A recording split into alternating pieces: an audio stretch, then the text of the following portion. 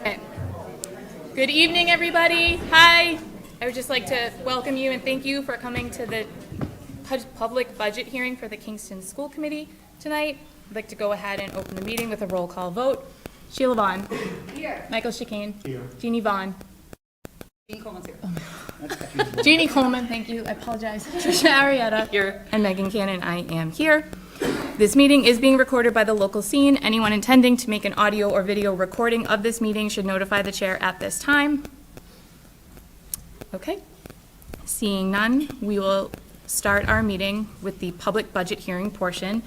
This will allow people an opportunity to come up to our podium and speak to the committee. However, this is not an opportunity for questions or discussion, simply an opportunity for us to hear what everybody has to say. So, would anybody like, if anybody would like to speak, Carl, please feel free. Megan, can I just add that there will likely not be an opportunity later in the meeting for the public to question our budget when we are discussing it? Yes, thank you. Good evening, ladies. And you too, Mike. I see you're the only one up there. Thank you. I'm Carl Pike from Shore Drive, the Finance Committee Chair, and a strong supporter of education in Kingston and Silver Lake schools. I just want to give you a few numbers to start that, to make sure that the public especially understands the way Kingston has been funding education for the last 10 years. Back in FY22, the budget for education, and I'm including both the Silver Lake assessment for the high school and the middle school and the local school budget, was $25.8 million. 23, it was $27.2 million. That meant that we increased the budget $1.4 million, or 5.5%. For FY24, the next year, we went to $29 million. That was an increase of $1.9 million, or almost 7%. For 25, we went to $31.3 million, and that was an increase of $2.3 million, or 7.8%. For some of you, you're going to remember last year as being 10% plus. I give you the benefit of the doubt, and I included the extra $650K that the town had provided for the year before, so that your growth from year to year was a little bit less than 8%. This year, and I'll explain where my numbers are coming from in a minute, I'm projecting a budget of $33.3 million for education. That's an increase of $2 million, or over 6%. The way I came up with that number is that I think that there's been some misleading communication out there. The Board of Selectmen and the Finance Committee suggested a target of 4% for all increases for the next fiscal year, including the Silver Lake assessment, including your local school budgets, including fire, police, etc. That amount was $583,000. So when we started this process 2-3 months ago, we were requesting that the local schools budget be increased by $600K. Now the state aid numbers, the governor's budget has come out, and that includes an increase for Chapter 70, state aid to education, of $445,000. The budget that the selectmen voted this past a week ago, last Tuesday, included that $445K addition, so that the total education budget for the local schools was increased, or we're recommending, the selectmen voted it, I believe the Finance Committee will probably support it too, an increase of $1,028,000, or 7%. The rest of the education budget, I told you $33.3 million. I'm coming up with probably about 17.5 million as the assessment from Silver Lake, assuming somewhere around a 4 to 5% increase. So that right now, the budget that we're looking at for next year for education goes from a budget this year of $31.3 million to $33.3 million. That's a $2 million increase, or 6.2% overall.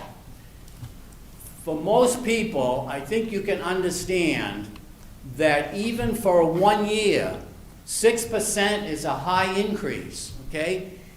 Your taxes will be going up another $500 to $1,000 just with this kind of an increase. So understand that there are funding limitations without taxing us to the max, okay? That's all the numbers I'm going to bother you with. Now I would say that we all need to work together on the town's financial issues. Not only schools and education. We have a new police chief who is looking to do things in his department. We have a fire department that's looking to increase things. We have to balance things out, okay? At this meeting last Tuesday night, the selectmen's meeting, I challenged the selectmen to provide leadership for the town. Not only management, but true leadership. I now challenge the school committee and the school administrations to provide leadership and to recognize that there's a major difference between managing functions and leading functions, okay? I look for school administrations to provide education budget leadership to the school committees and to the town. I find it troubling that an administration brings forward a first-pass local school budget with an increase of 16% when they were asked to do somewhere around 4%. If they had come in at 8% or 10%, I think they're doing a job. But when you come in at 16%, which is probably, I don't care how dedicated you are to schools, it's unrealistic. The Silver Lake School Committee requested a 2% increase for the budget at that level. That one came in at 7.5%, okay?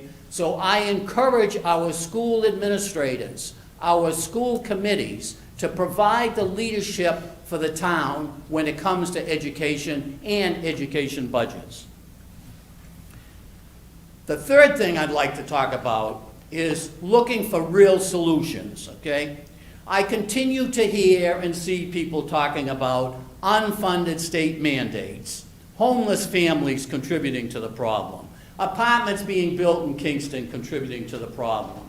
We all know that these are issues, but they're not solving the problem. We've got to get past blaming everyone else and find ways to have solutions among ourselves.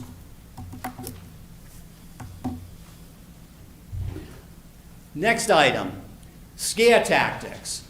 I hope that as school committees and school administrations, we're not throwing things out there to try to panic parents, school people, that when I'm talking about this type of thing is when I see somebody talking about 15 to 18, actually 20 layoffs, okay? Well, that's a major difference if you're talking about laying off 15 full and part-time paras and 5 teachers, or you're talking about laying off 20 teachers. Those numbers have a real impact on the classroom size. So let's make sure that we're putting information out there that in fact isn't distorting what's happening. Another example is having budgets too conservative. I'm a conservative financial guy. I want conservative budgets. But I do get to the point where the budget can be too conservative that if history has said we're going to have 6 outplacements and we suddenly put in the budget 8 or 9 outplacements, well, maybe that's going over the limit. Maybe we're being too conservative, okay? I hear people talking about all athletics would have to be stopped, okay?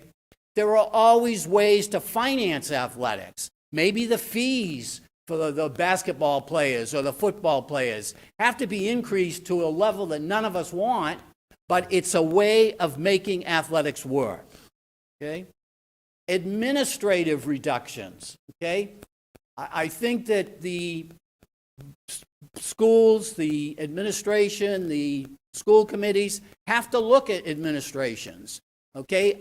I remember when Kingston had a principal in each school, not a principal and an assistant principal, okay? We may have to take some hard looks at administration where it doesn't impact the day-to-day teaching of the students.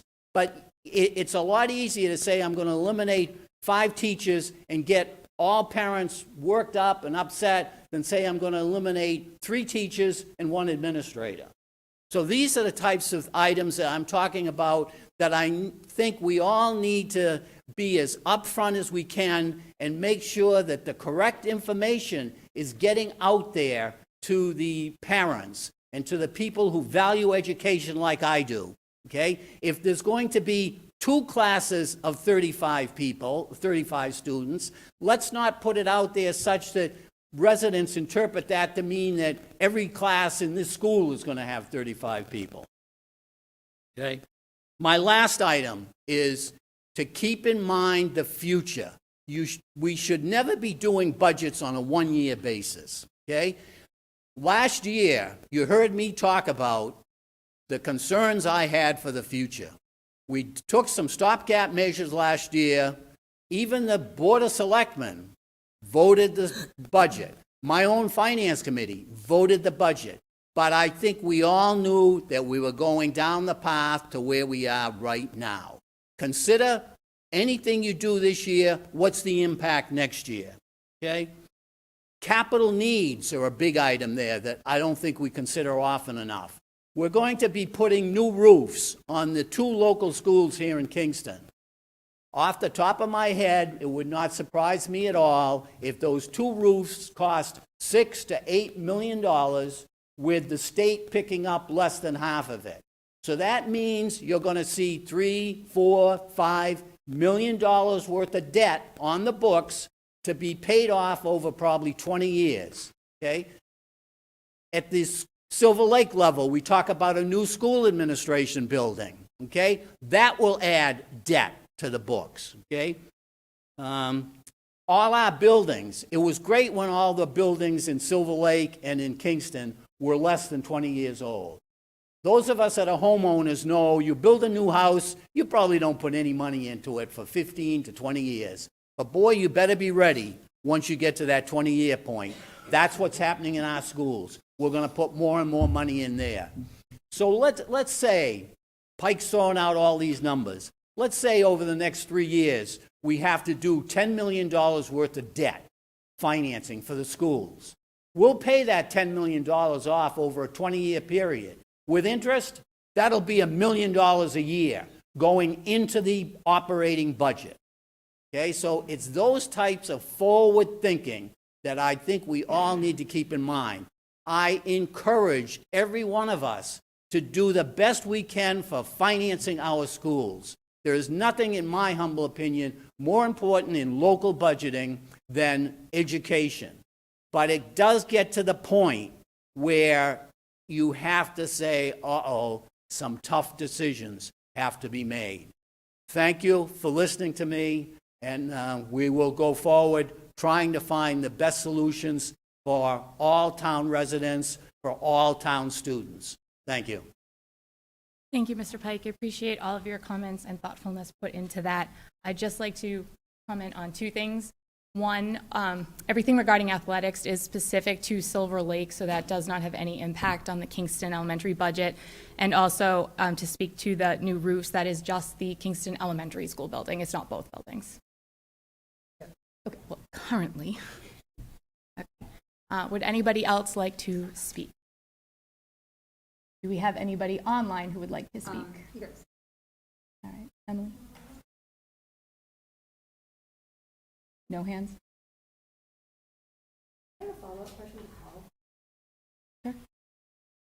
Carl, I know that this is kind of off cuff, but do you know what the fire and police came in with their increases and what they were asked for? I believe they were 5 and 6. Did they come in as 5 and 6?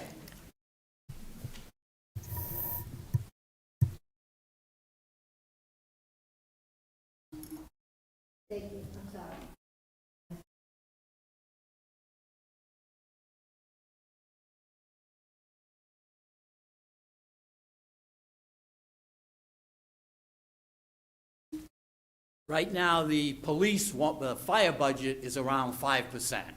The police budget, we have found another probably $300K to add to their budget so that they're at around 8 to 9%.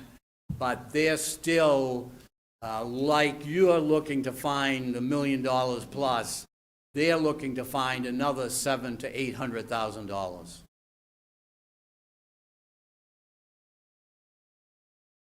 Somebody want to speak? Yes. Hi, can you hear me? Yes. Hi. I just wanted to speak to something that Mr. Pike said about it. I'm just concerned with him saying it matters if it's, 10 paras and 2 teachers as opposed to 12 teachers. I just think that, I think school committee understands, but I think hopefully parents in the town need to understand too that those paras make a huge difference as well. And cutting any staff from the school is going to extremely affect the outcome of student success, student feeling emotionally supported. I think to say that it's a big difference, I think is just, I have to disagree with that. And I think anybody who's worked in a school or has children in a school would also agree. That's all. Thank you. Would anybody else online like to speak?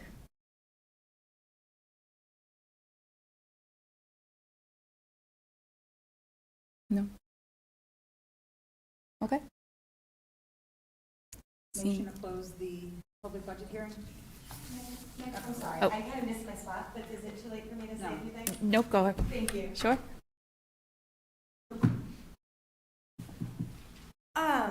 My name's Lee Lewis. I live on Clifton Drive. I have children at KE, KI, and the middle school. And I also am a teacher in a local district. I hear a lot of what Mr. Pike was saying, and I think that there are some responsibilities that need to be met by a number of stakeholders in the community around bigger picture ballooning costs and all of those kinds of things. I think that there are lots of ways to do that, but I think that right now, as we look at this budget, when I look at my children's experiences in the school, when I look at what I know how schools run, there may be some minor opportunities to cut, but really we are in a situation where we need level services. A class size, and I know we're not talking about, every single class, but a class size in the low 20s versus a class size in the upper 20s is a huge difference for students. It means teachers can differentiate instruction. It means they can offer enrichment. It means they can relationship build. It means that they can see problems earlier and fix them. There's the kid cost, but even when we look at financial cost, when you start pushing class sizes up higher, we as a community are then going to pay for that in other ways. We are going to have increased testing costs. We are going to be picking up more kids. We are going to need more tier 2 and tier 3 interventions. Because when teachers have that size of a class, things happen. I also think that while we certainly need to be envisioning classroom teachers, Lauren talked about it, when we start to think about specialists, reading specialists, other interventionists, paras, all of those roles, those people are meeting our most vulnerable student needs. They're allowing teachers to focus on all of our other students. And again, we have the kid cost, but there's a financial cost. These people are making sure that we're in compliance for special education compensatory services. They're making sure that we maybe pick up some kids at tier 2 so that they don't need tier 3. So I just encourage the school committee to consider not just the very difficult choices you're making for this year, but the fact that sometimes a cut that seems like it's going to fit right now has just such big costs down the road. And I think we keep seeing that with other ballooning costs. So thank you. Thank you. We didn't get there yet. You can speak now or wait, it's up to you. Okay. Oh, yes, Barbara, and then Dan.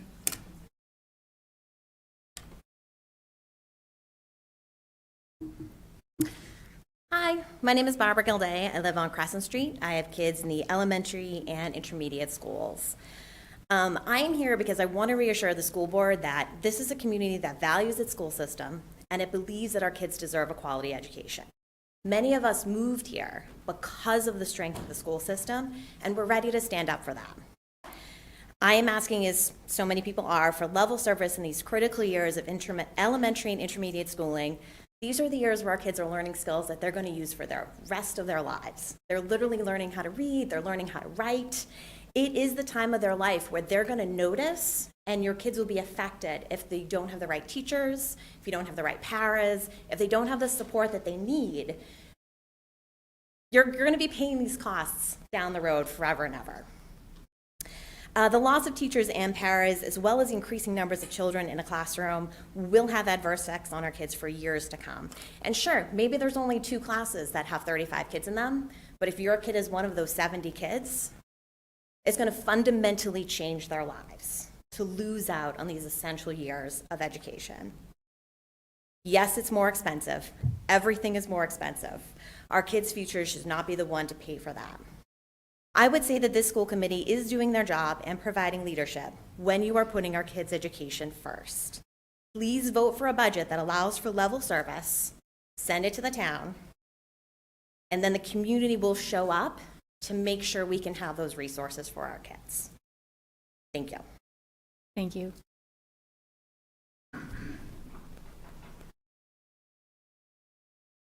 Good evening, Dan Mastrogiacomo. I also live on Clifton Drive. I have experience with a classroom of 38. I was a high school teacher. A classroom of 38 was almost impossible at the high school level.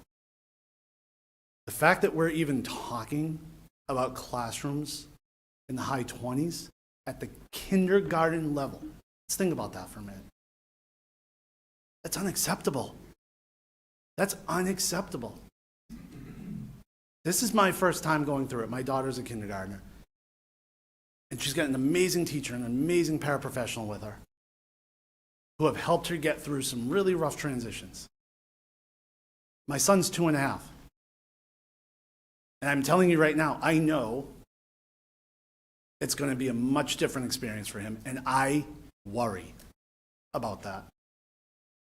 I grew up in Marshfield. I've known Kingston my whole life. We chose to come to Kingston.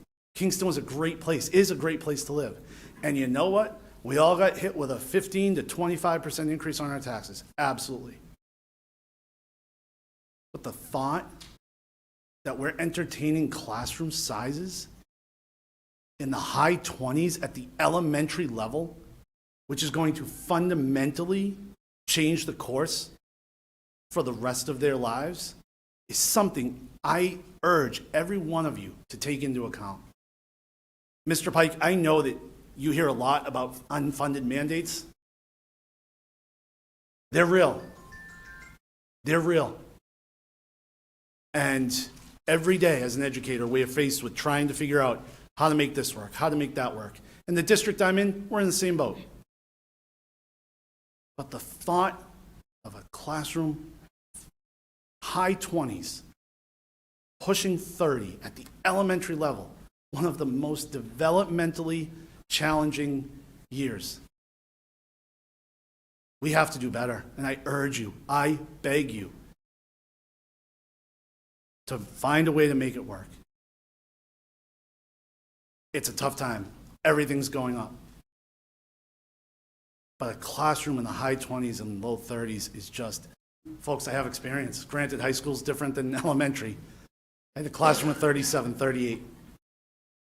I can't imagine what that would do to anybody that age. Thank you. Thank you. Okay, before we close the public budget hearing, would anyone else like to speak, or anybody online? Okay. We had a motion to close the public budget hearing. Is there a second? Second. All in favor? Aye. Okay. All right, first up, approval of regular minutes from January 6th. I make a motion to approve the regular meeting minutes from January 6th, 2025. Second. All in favor? Aye. Okay, Teacher's Corner.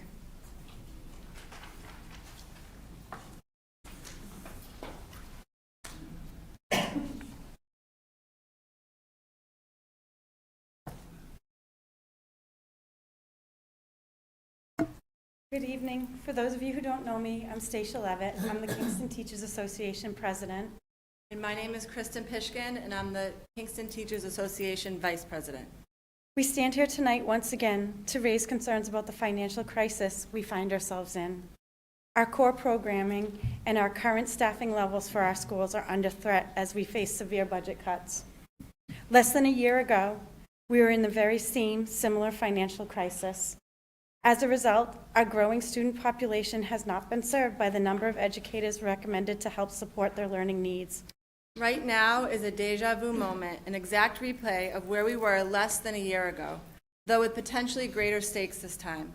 The projected increases costs reflected in the preliminary budgets mentioned at the joint meeting, $2.2 million for Silver Lake, $2.1 million for Halifax, and just under $800,000 for Plimpton. While the town and Kingston has increased our budget, we still find ourselves facing significant cuts. In the face of last year's crisis, both the leadership in this room and at the community level stepped up to offset the budget deficits in Kingston and Silver Lake. Unfortunately, the other supervisory unions, towns of Plimpton and Halifax did not fare as well as us. The effects of these budget cuts have changed the makeup of their schools.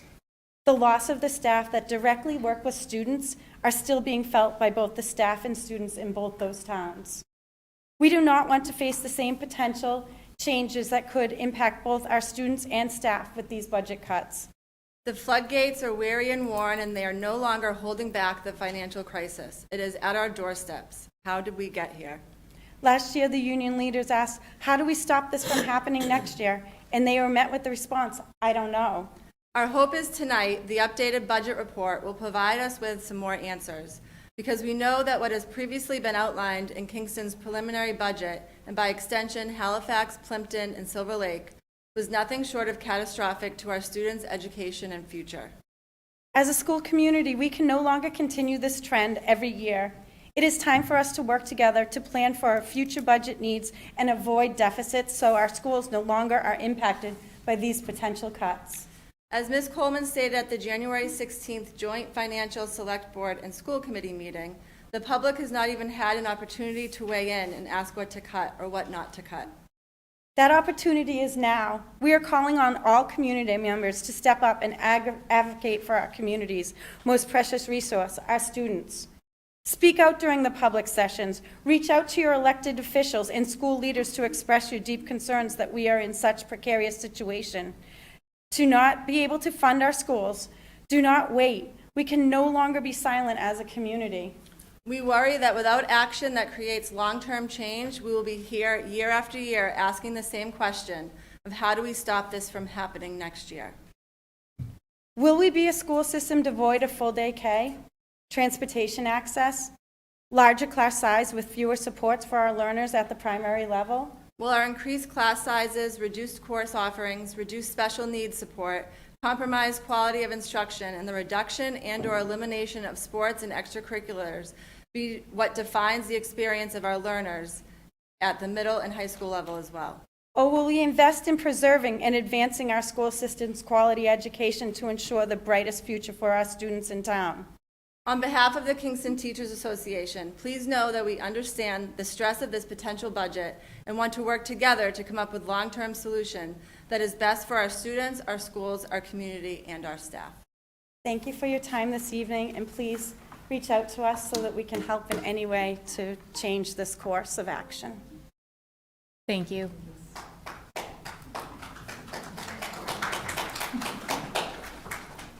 Okay. Next, we have a PTO report. I have two fundraisers that are going on right now. The PTO parents work really hard to raise funds so that their kids can go on all kinds of field trips and have all kinds of enriching experiences outside of this budget. So I'm just bringing up one that's ongoing right now, cupcakes. Guilty Bakery is partnering with us, and we're making $1 on each cupcake. So if you see those forms coming around, please join into that effort. The second one is the Harlem Wizards. That's another fundraiser that, again, organized by parents, and that is coming in March. The tickets go on sale next week. Thank you. Very important. Last year, they sold out in about 4 hours, so if you're interested in the Harlem Wizards, I know there's a lot of staff that participate in that. You'll want to get your tickets. Thank you. All right. Dr. Whipple, would you like to give your principal's report?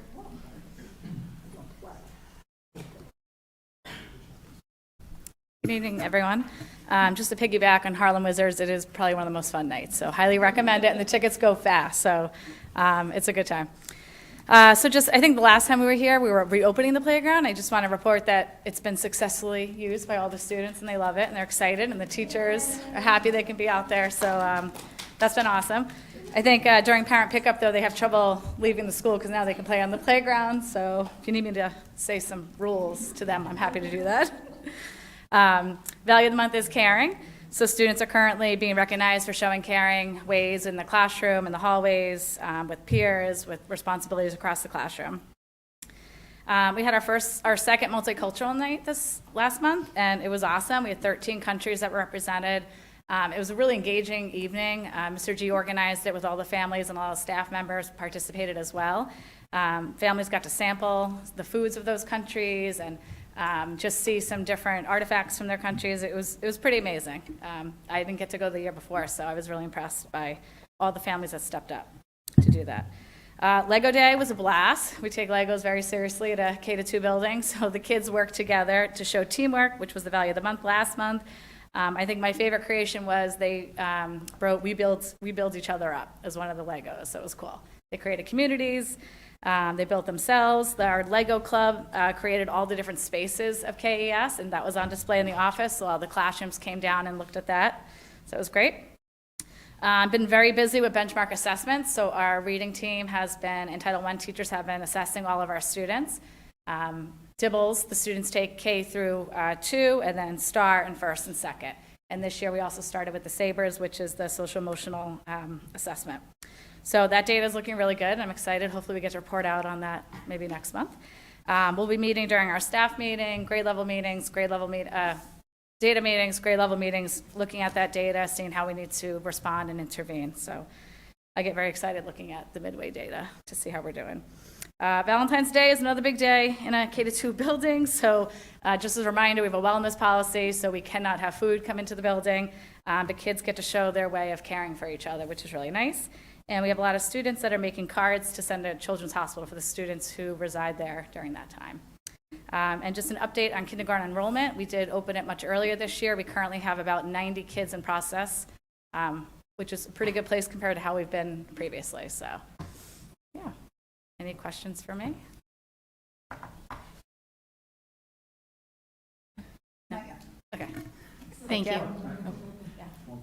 How many did we have last year for kindergarten compared to At this time? last year? Probably like 10, because we opened it late. Okay. It opened late, because we did electronic enrollment last year, but it was actually a later start. So we opened it, I think, I don't know if it was November or December. So if you can talk about that in the community, and I'll push out the message again too. Okay. But we're much in a better place than we usually are. So. On that note, how many from the integrated preschool are we anticipating for that class?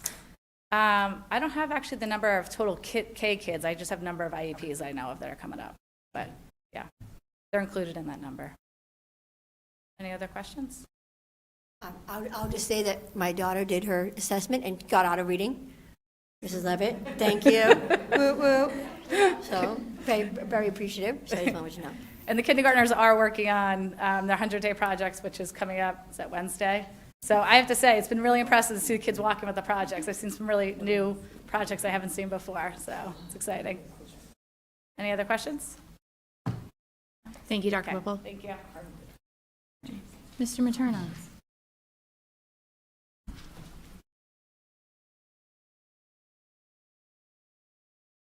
Good evening. Andy Materna, principal at KIS. Thanks for having me tonight.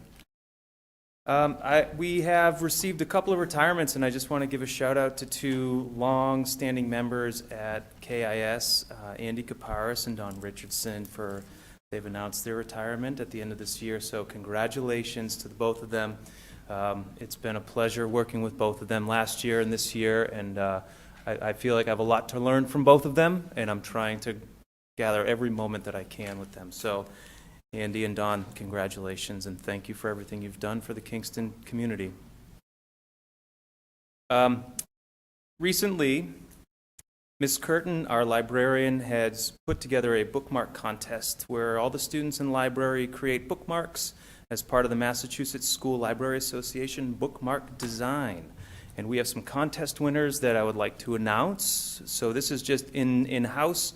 We have Charlotte Hill, Mason Ruggiero, Lucy Arnold, Nina Harris, Brielle Barnes, Leticia Crespo, Claire Mangan, Charlotte Sherman, and Annie Sanda are the winners of grades 3 through 6 as voted by their peers.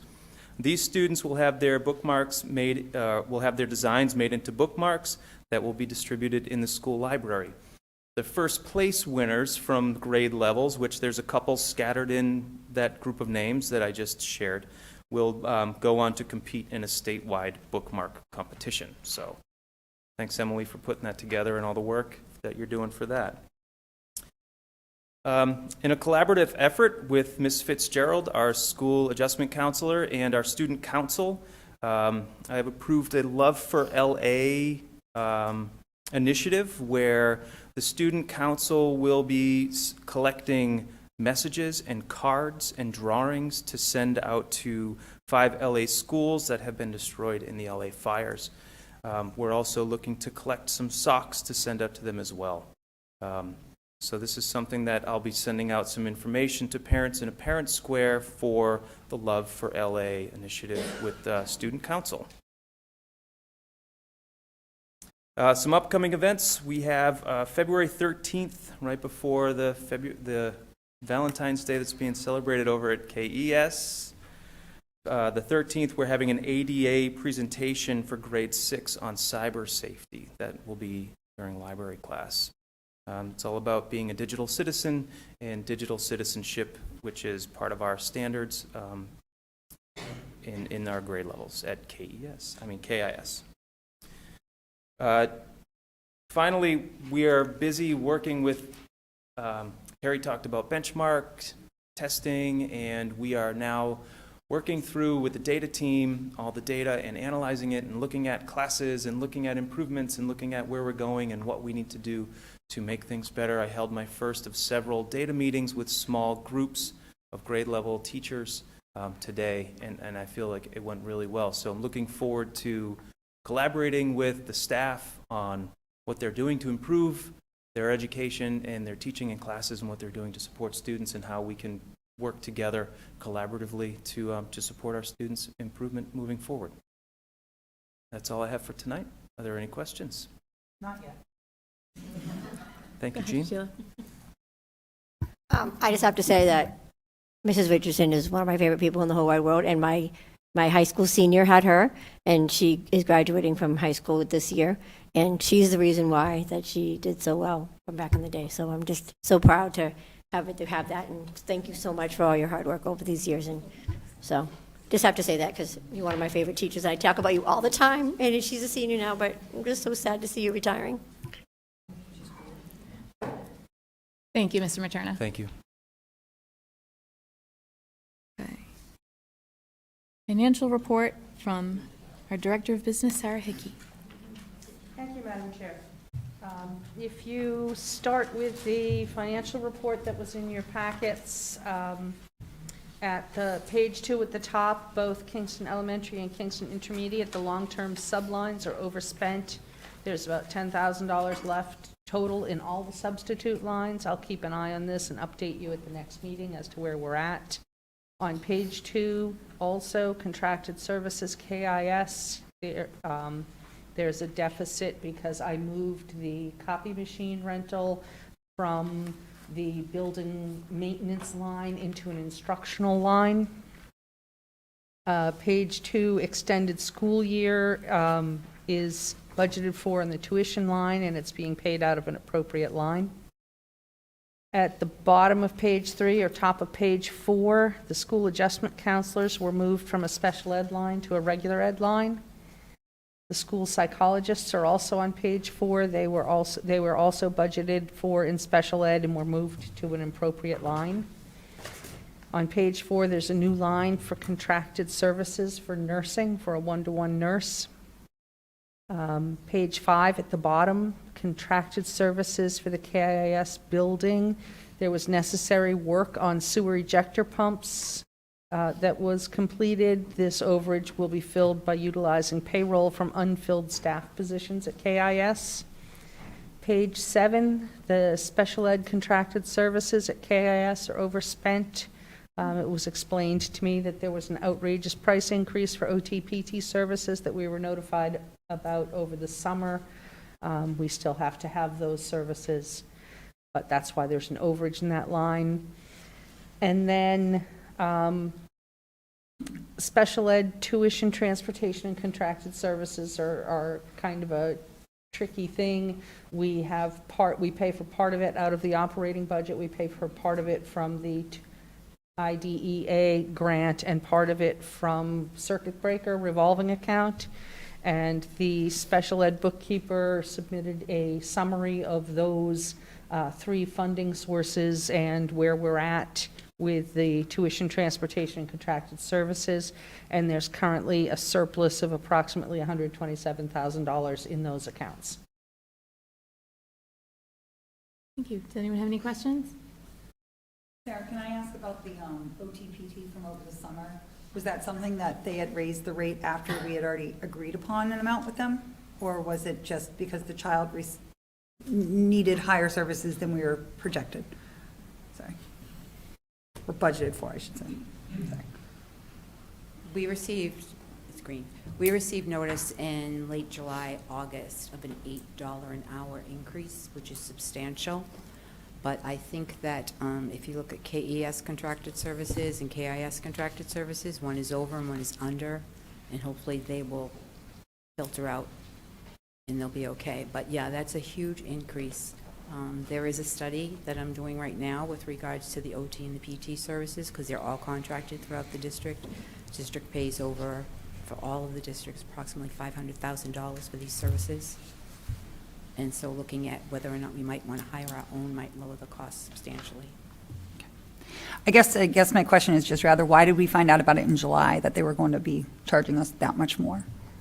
Like, aren't they obligated to let us know before the summertime that what an out-of-district placement or services will cost, that we can properly budget? Dr. Panarisi? Sorry. I don't know the answer to that. I mean, it might be 100% out of our control. I'm just trying to figure out, again, going off what Mr. Pike said earlier, we can talk about unfunded mandates, but if we don't know that to properly budget for a child, this got us into the situation last year with 14 out of district. Jeannie, I know that here we didn't approve the budget until July 29th last year. That's when she approved the budget. I don't know if that affects. But if this is a dollar amount per hour, that's set a specific location. If there are contracts, and I agree Right. with you, we shouldn't be hearing about it after the fact. Okay. And so if there are going to be contracts, there has to be a conversation, because I can outsource anywhere to get those services, and an $8 an hour increase is really, it's substantial. And that was just on one particular section. There were other increases as well. From my understanding, there hadn't really been some increases before, so this was like one of the first times, and it was just $8 an hour, and here you go. And then it's too late to do anything, right?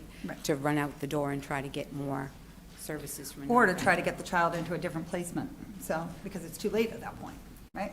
Well, these are in-district costs. These are in-district costs for contracted services, for related services. Thank you. Thanks.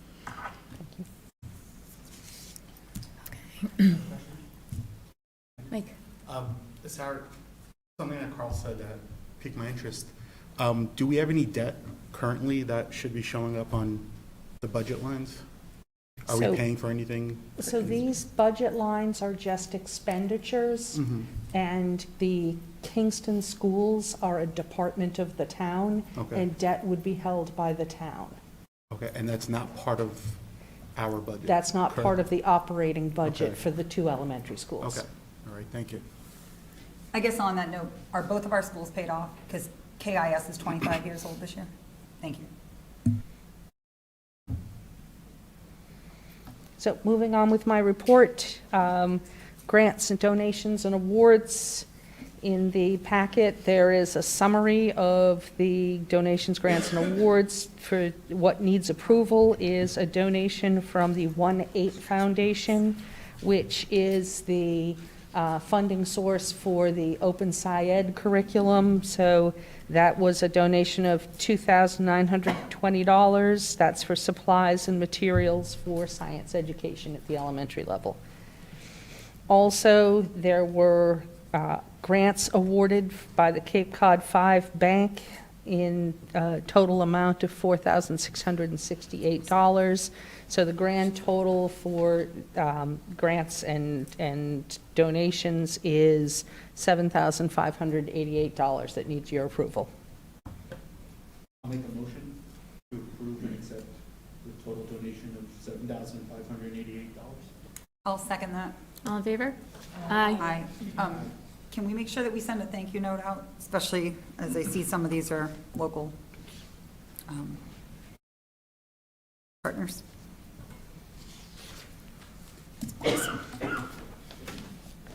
So moving on to my report to the emergency shelter update. On January 27th, I received an unexpected email from the state announcing a payment of $338,270.25 to the town of Kingston.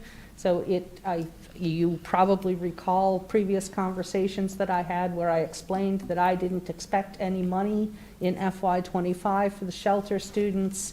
Can't really express how excited that I am to be wrong, because it explicitly says in the email that it's the first payment, and you can't write "it's the first payment" to me in an email without having there be something after that. So I'm assuming that we're at least going to get a second payment, given that this one was for September to December.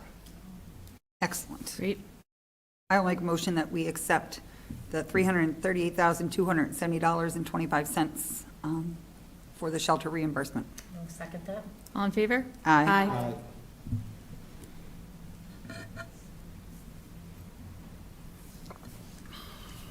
So then so finishing up about the emergency shelter, at the joint meeting, the select board in Kingston had asked for some information about the shelter students. I put a summary in your folder. I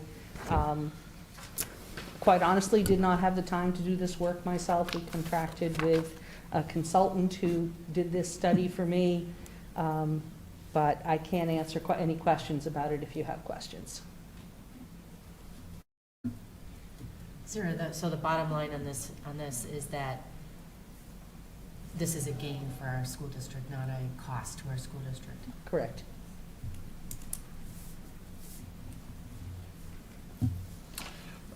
Sarah, why does it say 43 students in this memo, but we were reimbursed for 49? Or just six are not considered low income? There are 49 this year. Okay. In FY25, this is an analysis of last year and the payments for last year, which is what the select board had asked for. Okay.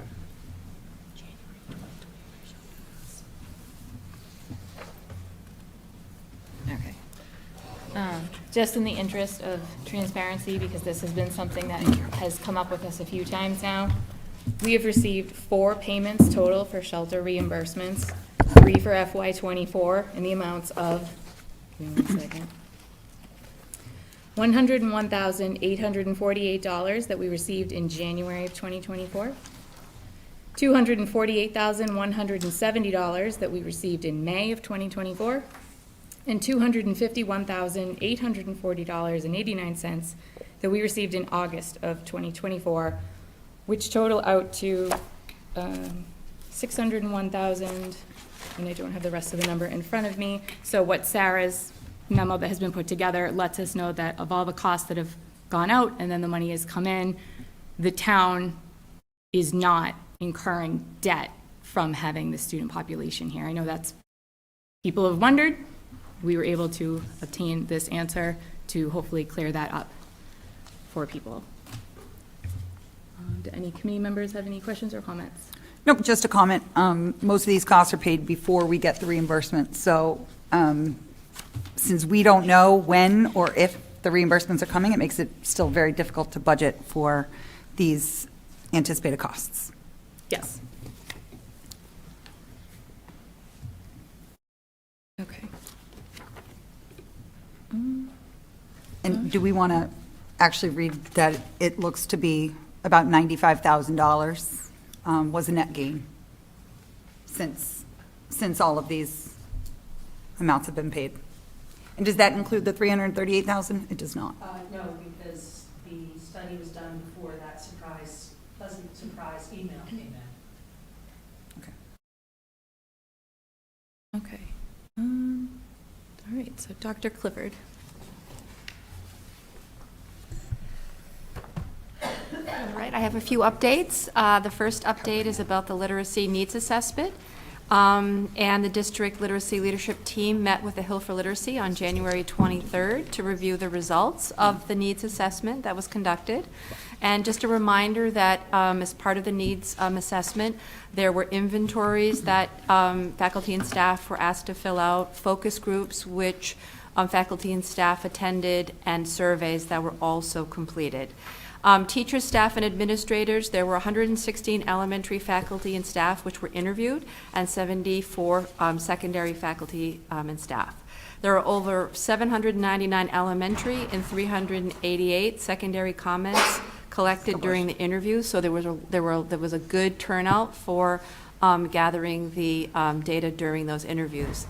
The data collected in all three of the modalities was conducted in an effort to support leaders in identifying strengths and literacy goals across 5 major areas: leadership, tiered instructional model, professional learning, assessment, and family engagement. So those are the 5 large sort of overarching categories. And based on the data collected and the analysis process, 3 to 5 recommendations for each of those priority areas have been made. So as part of the needs assessment, the report that the Hill met with us and talked about, they said these 5 categories, and then recommendations, 3 to 5 recommendations under each one of those areas. The district leadership team will share additional insight and provide input into which recommendations within each priority goal area are considered the highest priority when creating the literacy plan, and additional information from that group may also bring alternate recommendations and action steps to light. On March 6th, this group, this DLLT, will meet with the facilitators from the Hill for Literacy at the high school to participating in drafting the literacy plan. Again, it'll be 5 areas, goals under each one of them, and a span probably over 3 to 5 years with a plan that I'll share when we've had a chance to create that on the 6th and get that drafted and get that done. The next piece is the Math Steering Committee. So both the K through 6 core review team and the 7 through 12 core review teams continue to meet. They're currently reviewing, for example, iReady Mathematics and HMH Math at the K through 6 level, and at the 7 through 12 level, specific math curriculum for grades 7 and 8, which will include iReady and HMH also, and other programs that meet expectations across all criteria on DESE's Curate, which I've talked a little bit about in the past. So they're right now reviewing those curriculums. And secondary information, midterms are now complete at the high school, and the second semester has started.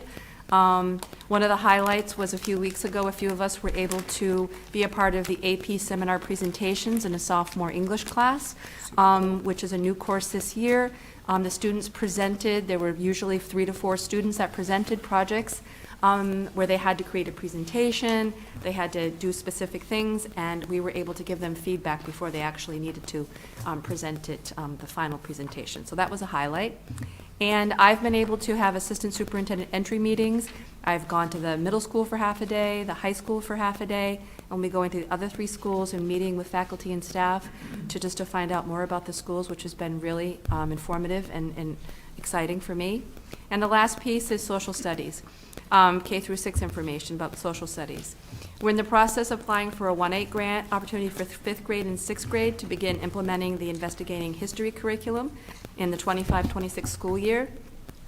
This grant would include professional learning opportunities for 5th and 6th grade teachers. We have been partnering with 1-8 team, as we've talked about previously, and other social studies programs at the middle school and at the high school, and also for our Open SciEd curriculum, our science curriculum. So we're hopeful that the grant will be improved. That's it. That's all I've got.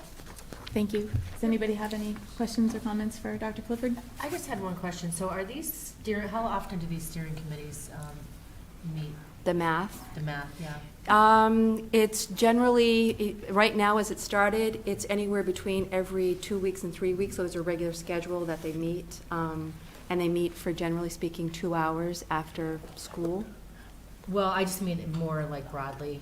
So are the curriculums kind of evaluated on a ongoing basis or like every 2 or 3 years? Yep. Or? Yep, that was something I talked about at the beginning of the year when I talked about the curriculum review cycle. Okay. So that was the whole piece where every year it's going to be a new curriculum. This year it's math.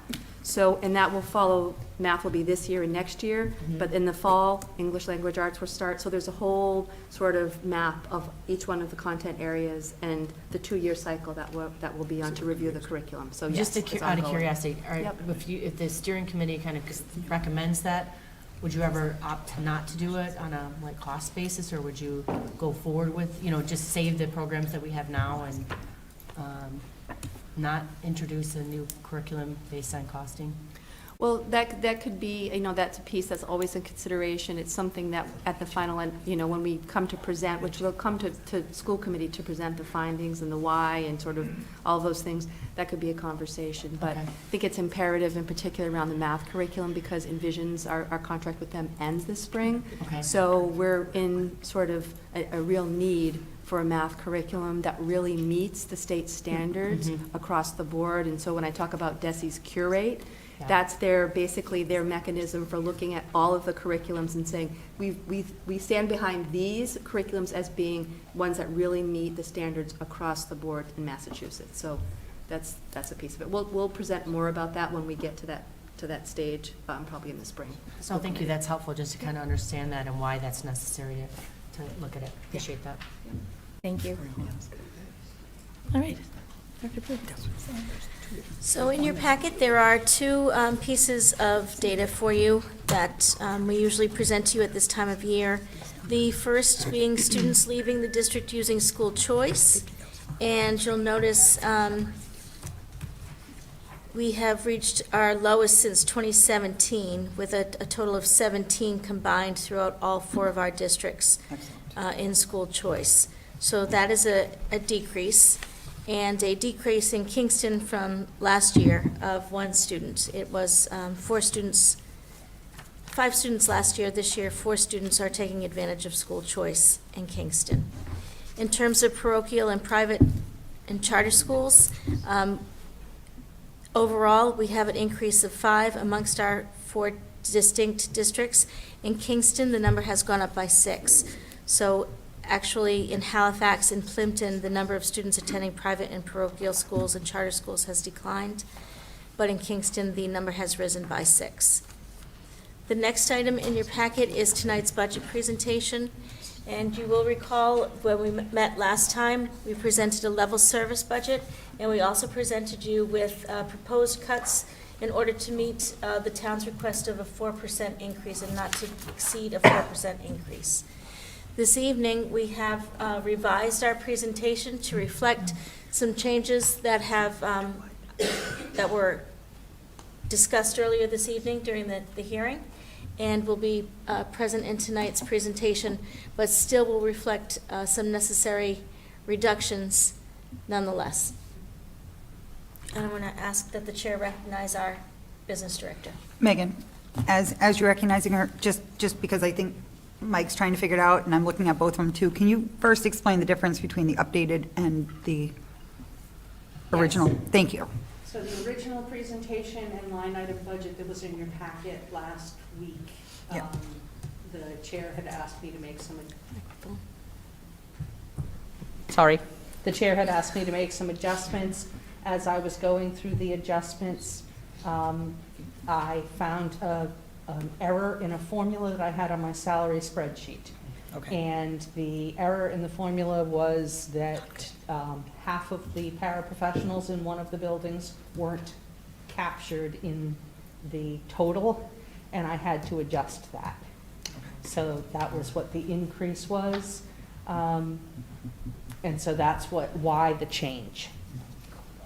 And just to clarify, it wasn't an increase in the overall budget, it was an increase in just what you were showing us in projected cuts. And- Well, it was an increase in the budget Oh. overall, and then in order to meet the town, That's we, why you're saying that. does that, Yes, thank you. Thank you. sorry. That's okay, I was literally looking at both screens trying to figure it out. All right. I just go to last modified, and I just go to it. Right, but the numbers are the same, that's what I was trying to figure out. Well, I understand if you spent the weekend poring over it and then it changed, and I apologize No, about that. that's why I asked originally, thank you. Better to find it and fix it now than next March.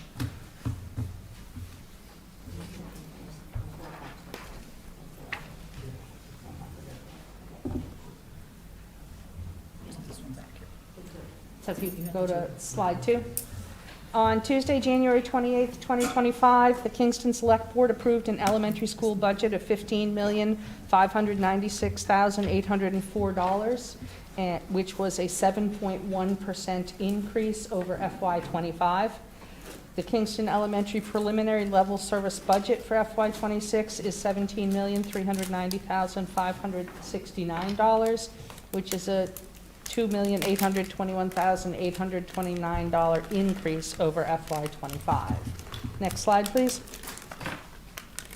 So I apologize that I didn't put this in here on the preliminary budget presentation.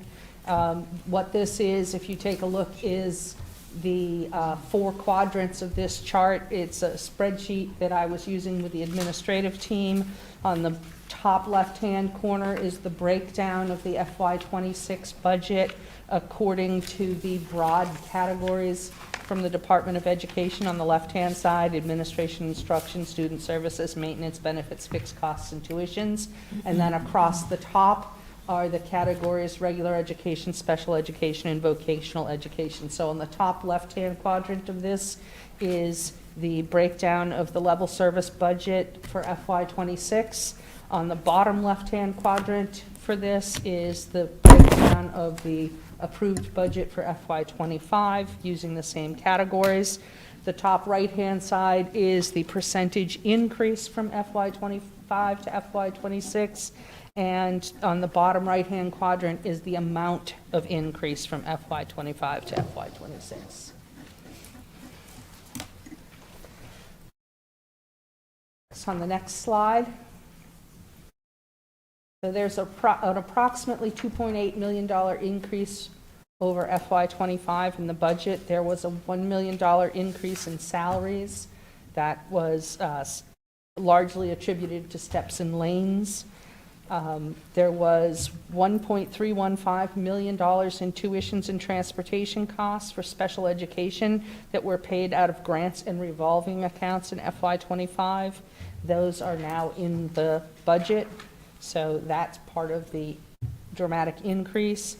And then about $185,000 increase in costs of things like utilities and supplies and contractual increases.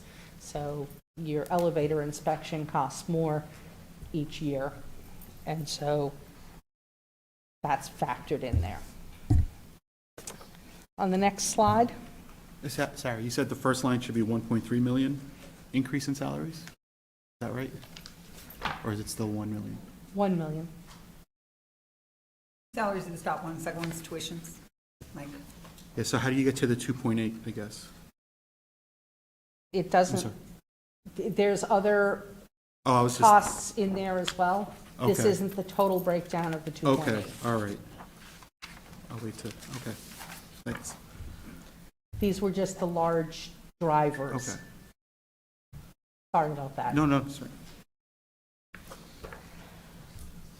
So regular education reflects a 12.9% increase of $1,377,108. Special education reflects a 37.8% increase of $1,386,321. The total budget increase, 19.4%, was $2,821,829, and of that total budget, 68% of it is payroll.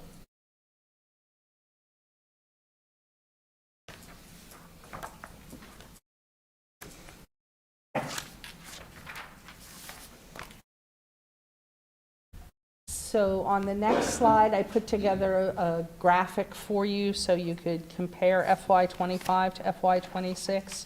In FY25, the blue is the operating budget, the red is the special education tuition offset, which was the 240 grant and the circuit breaker account, and then the yellow in each grant, graph is the homeless emergency assistance shelter offset, and then next year we're offsetting the budget with $70,000 of food service.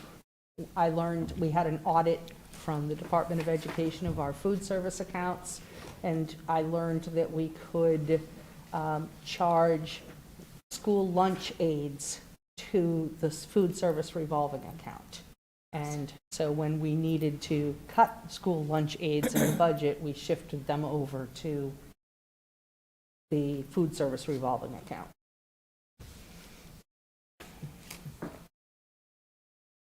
Do we have to vote for that money to be moved to revolving, or is it okay not voting? I'm just thinking of how Silver Lake went about that when we moved it. Does it have to be voted to move to revolving? Okay. I was talking to Plymouth the other day, and I had heard something about maybe putting the custodians maybe through that budget as well. Is that something that we could do? So you should have been there for the audit with the Department of Ed. You would have had great fun. In order to charge custodians to the food service revolving account, we would have to do a massive study of everything they do in every minute of the day, and what you charged. Now, keep in mind, your food service is actually your revolving account, that's a federal grant. And if we charge the custodians to that federal grant, we have to charge them to every federal grant. So we would have to do a study of the Title I, the Title II, the Title III, the Title IV, the 262, the 240, and school lunch, and apportion out how much electricity is used in the cafeteria and how much is used in, when we have extra staff in the administration building and have the time to do a study such as that, we would do a study of the indirect costs to be able to take advantage of that. But you can't just say, well, the custodians sweep the floor, it takes them a half an hour, so I'll budget a half an hour of their salary into food service. Well, you can only do that with things that are very specifically isolated.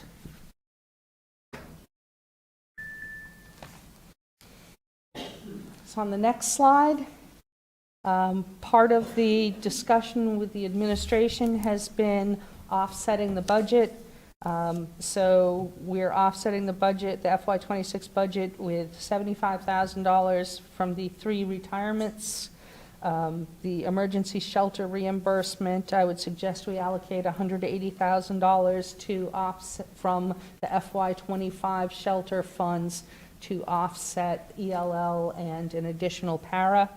For next year, the special ed department anticipates that there would be $300,000 available in the 240 grant, the Individuals with Disabilities Education Act grant, that could be allocated towards tuitions for next year, and our estimated circuit breaker reimbursement is $253,983.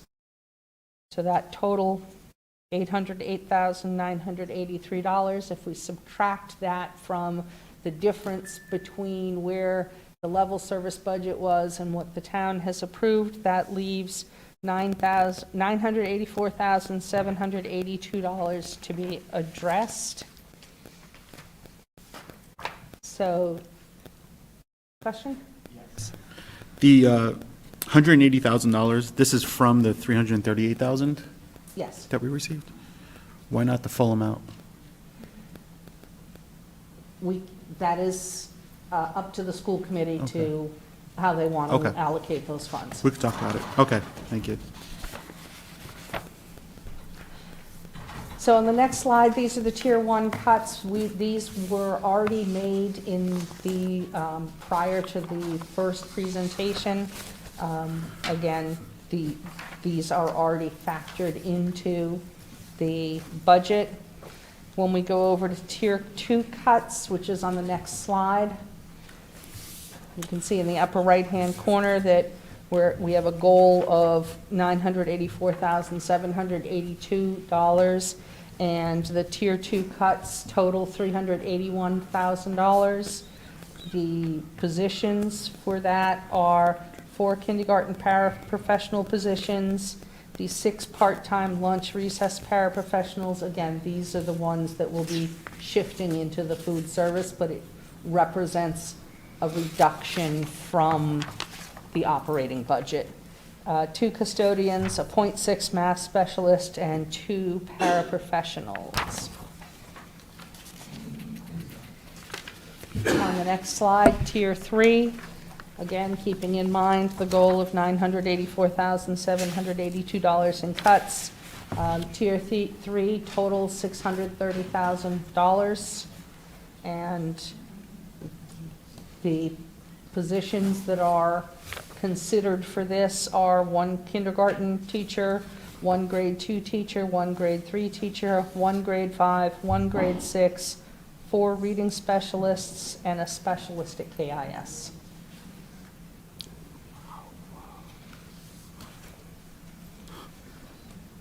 Next slide, please. So this was something that was included in the presentation of revenue options to consider. So bus fees for students that live under 2 miles, there's a potential $87,300 in revenue if you charged the average of what bus fees in the state are, and all 180 students that were eligible to be charged subscribed to pay for riding. Can I actually ask you a question about that? Yes. I know that that does not include the low-income students. Were any special education students that are eligible for free transportation taken out of that 180? I didn't have that breakdown. I can get that Okay. for you. No, I just, like, so it'd be. So it's going to be even less. Okay, Yes. thank you. The other thing is considering a move to half-day kindergarten and charge tuition for full day.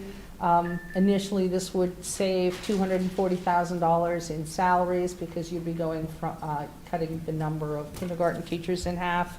The revenue would depend on the number of students enrolled, which we wouldn't know until we actually made the cuts, made the change, and had people sign up and commit to this. I would caution you that if we do move to half-day kindergarten, those students are then only considered half students as far as our October 1 enrollment, which means we would get less money for them in Chapter 70 funds. Sorry, one other question before you move on. Did you hear back from First Student about the additional busing costs? I did not, so I apologize. They said they would have it to me by noon. That was an email yesterday afternoon, so they can email on a Sunday, but not on a Monday. Thank you. I will call and get back to you. Okay. So Sarah, just doing the math really quick, sorry. That would be a cost to the students for like $485 for the school year for busing? That is the average of, school business managers across the state maintain a spreadsheet of this is what's charged in our district. Okay. And it goes from $200 per student up to $1,000. There are a variety in the family cap. Some people cap out the family at $500. Some districts cap them out at significantly higher. And then there's a variety again in the fees for non-payment. Okay. You just want to get context as far as like what it would cost a user, what a family would be charged. So, thank you.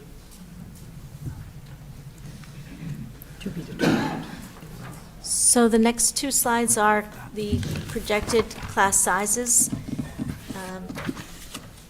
If in fact Tier 3 cuts were made, so I don't know if Carrie and Andy, if you want to speak to those two slides.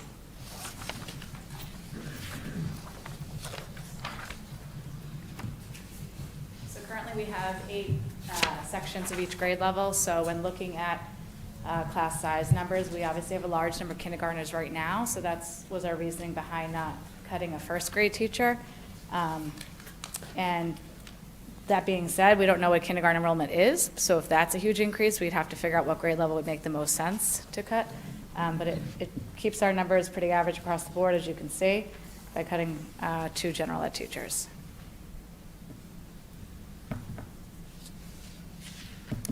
Any questions for that?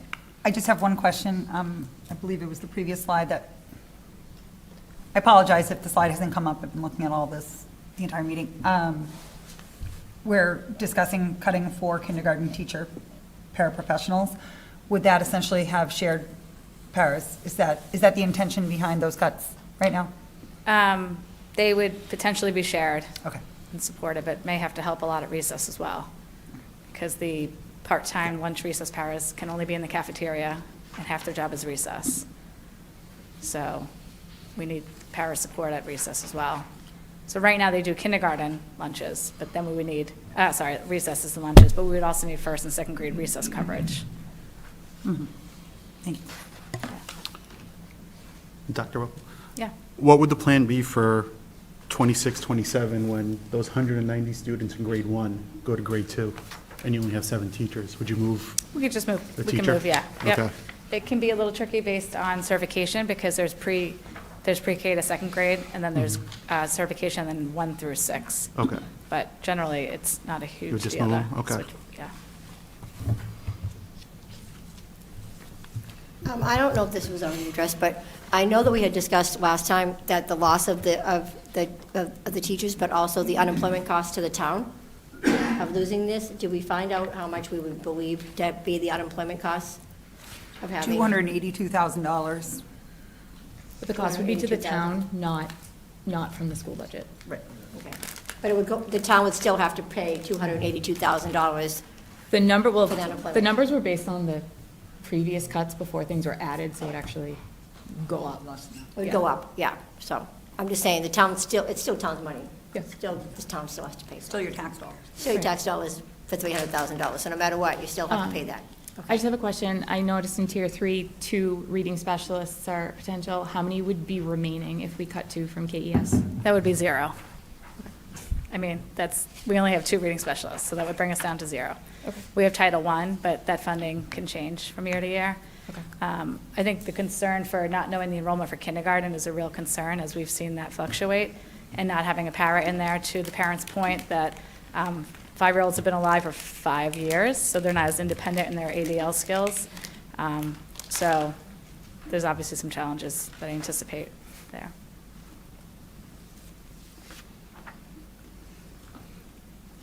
Any other questions for me? Not at this time. Next slide, please. So the KIS projected class sizes. Similarly, with this graph on the left-hand side would be with level services of 8 staff in 3rd grade and 7 staff teachers in 4th, 5th, and 6th grade. With the Tier 3 proposed cuts, we would reduce down to 7 teachers in grade 3, 7 teachers in grade 4, and 6 teachers in grades 5 and 6. And the reflected class sizes are as the chart states. Meg, can I ask a quick question about? Yes. In regard to the grades 5 and 6 projections for next year, what percentage of those students are on the IEP, and why was the determination made that those 2 class sizes, which are smaller than the other ones, can do with less teachers and more students per classroom? So the number of IEPs were around 20 in each grade level, 20 to 25 in each grade level. And Dr. Panarisi, if you have a more accurate value, I'd appreciate that. As far as reducing the numbers and having 6 teachers in grades 5 and 6, I believe that as the children get older, they're more independent, and so the younger students require a little bit more adult supervision with smaller class sizes. So it's more around student independence for grades 5 and 6. Mr. Materna, I'm going to ask you the same thing. How many reading specialists would be left if we cut 2? 0 reading specialists. Okay. And then I noticed you have just 1 specialist for KIS as a potential cut. What would the impact be on your building from that? It would be a loss of one of the specialist opportunities for students. Like student schedule, like will that now make it difficult, like, to continue? This scheduling would have to change, like Carrie stated too, even just with the lunch and recess aides no longer being able to cover recess. The schedule is going to have to change for when recess happens for all the students. So yes, scheduling, there would be scheduling implications and impact, yes. Anybody else have any questions for Mr. Materna? I'll ask the same question. So in 2 years, would you just float down the 3rd and 4th grade I would teachers plan to 5th and 6th if you that as the numbers go up, we would try and balance the grade levels appropriately with the staffing that we have, yes. Thank you. But in 2 years, 2 years, the we have 190 190 kids kids would be the coming third in, graders. so. Yeah, So we're just kicking the can down the road. Right. and that's all without knowing what kindergarten will end up being for this coming year. Okay. Thank you both. Thank you. So this next slide is the list of additional supports that both principals and our special education director had mentioned early on with regards to their narratives, had it been a level service budget. And again, not knowing what the will of the committee is, I did speak with the town administrator today, something you may want to consider if it is the will of the committee and the will of the town to try to achieve an override, to consider these future positions in that motion as well. Again, ultimately, it's not up to the school committee whether or not to seek an override, but we wanted to give you this list because this is what would have been in the budget had things been different. So our next steps are any questions that you may have. Also, a potential vote of a school budget this evening, and consideration as to how we are going to move forward and engage with our community stakeholders. Thank you, Dr. Prue. Also embedded in this is potential language. Sarah has added it there in case it's the will of the committee to vote a budget this evening. So in the last slide, she has embedded the language that you would need in order to support a budget of the original amount as approved by the Board of Selectmen. Yes. It would need, if your amount changed, the language obviously would change as well. Okay.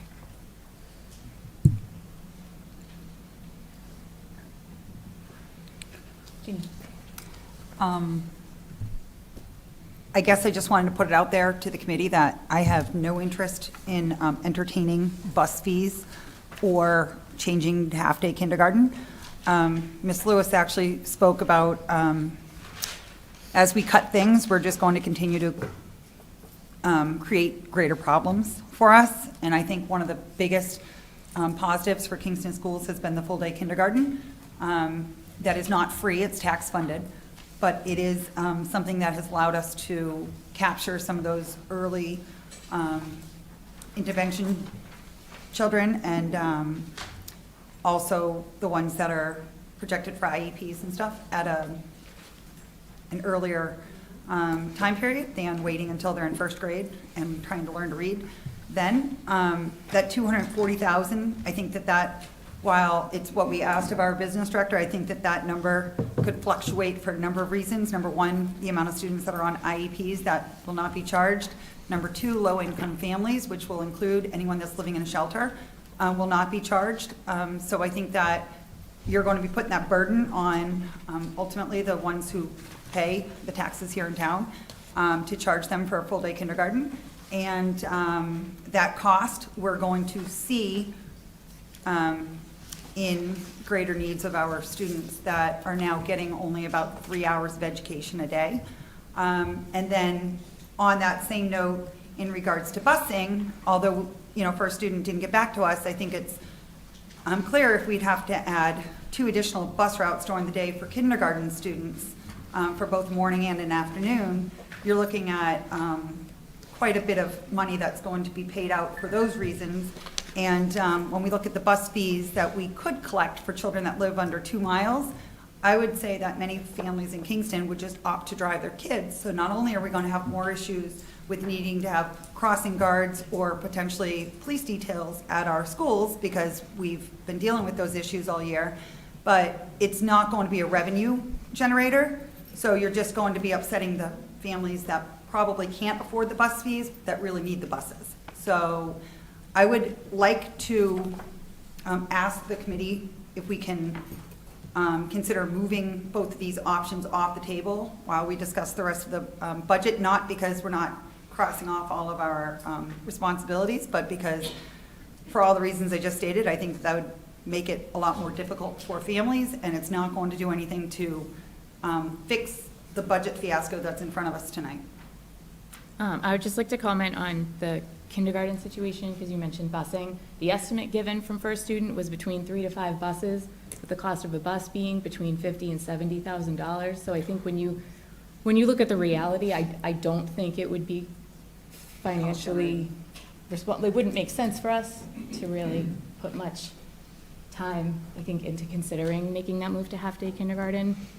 If the driving force was financials, knowing going into it that that's really not going to put us in a much better place, I think all of the negative reasons that Jeannie has stated, make the most sense to not spend time having that conversation, unless there are any objections to that. Okay. Well, just about the kindergarten, instead of moving it to half-day, I agree, half-day doesn't make sense, but have we explored increasing tuition and keeping it full day? We don't charge for kindergarten. Oh, I thought there was, because it said, I'm sorry, there's charged tuition for full day, that's why. No, So no, that that's would a be like revenue pay, option. like, The revenue, for okay. the rest of the day? Yes, okay, Yeah. all right. Does anyone else have comments on the busing? Sheila? I feel the same way, that I think, I don't want to go too far in. I will say that, I feel, I want to be understanding of the town again. I was a selectman for 4 years, so I understand the town. The school was given 4%. I think that we going in with 7 or 8% or 9%, like other ones are fine. I don't think we should be adding anything else to the budget, but I do think if we are going to ask for an override, we need to have a specific number for these selectmen, because I'll tell you that meeting was, it's all the schools, and it's all our fault, and there are a lot of those selectmen are not going to say yes to an override, period, end of story. And that's how they feel. And I think there's a few of them that might feel differently, but they don't want an override, and so you gotta have to come out swinging, and we have to give and take, I think, with what we're given. I do not, honestly, I don't want to cut anybody, because I just think we're just increasing and increasing and increasing. I'd rather go to the town floor and see what happens with the budget. I don't think that we should be adding, just because we're going to an override means that we throw everything at everybody. I mean, I know the police was talking about a middle school officer, like, I think that those things are important, but also, like, we're at a year where I'm not gonna be like, hey, if we're going for an override, can we have another $1 million? So I think, right now, I don't think we should be cutting kindergarten or buses right at this moment, but I think we should allow our townspeople to come to the floor and say, is it worth it to have a level service?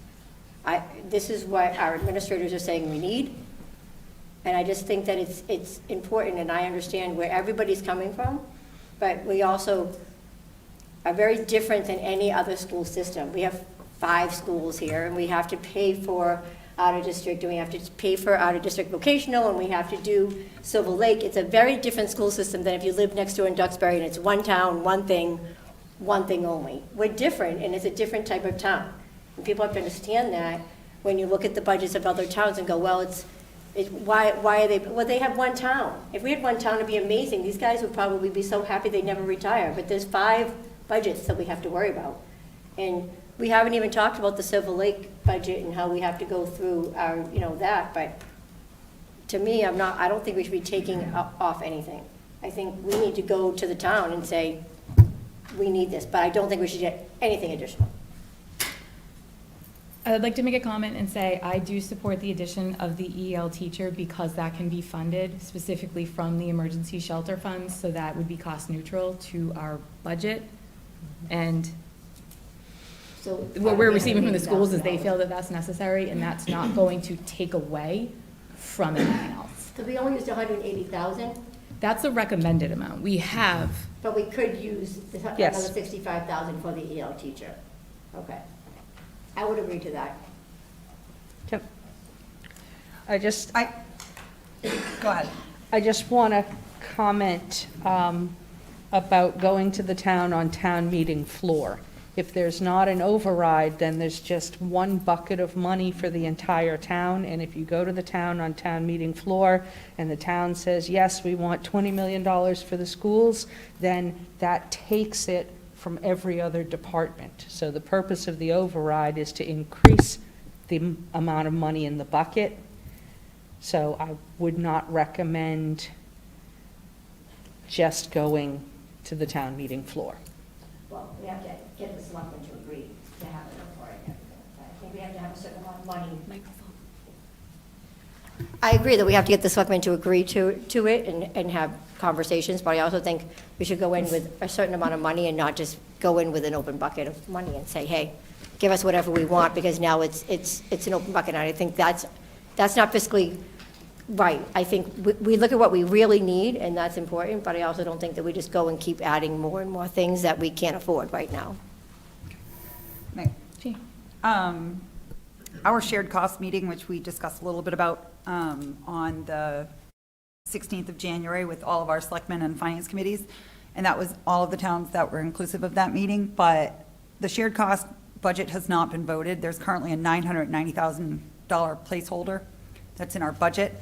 That amount could potentially decrease based on the conversations that are had on the 25th. And I say decrease because we're not the only town that's in this situation right now. I'm sure Halifax and Plimpton would also agree that there are some teaching positions that could be saved if some of that money was freed throughout that discussion. And I think that it would be a little bit premature for us tonight to vote our budget because of the fact that the Board of Selectmen already voted a placeholder for our budget last week. And the only way that that number is going to change is if we give them a concrete number and then allow them to discuss amongst themselves whether or not they feel that that warrants an override. I'll admit that I think that it was a little bit premature for them to have voted that number, just because it puts us into a position that we already know that the town is currently most likely not going to support an override here in Kingston.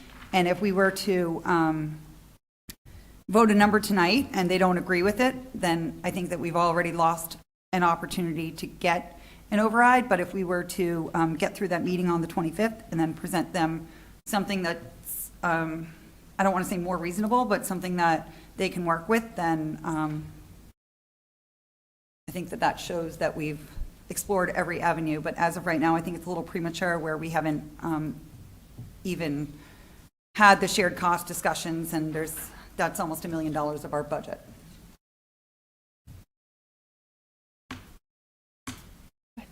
I just wanted to weigh in a little bit on the town thing because our budget, $15,596, is about $1 million over last year's budget.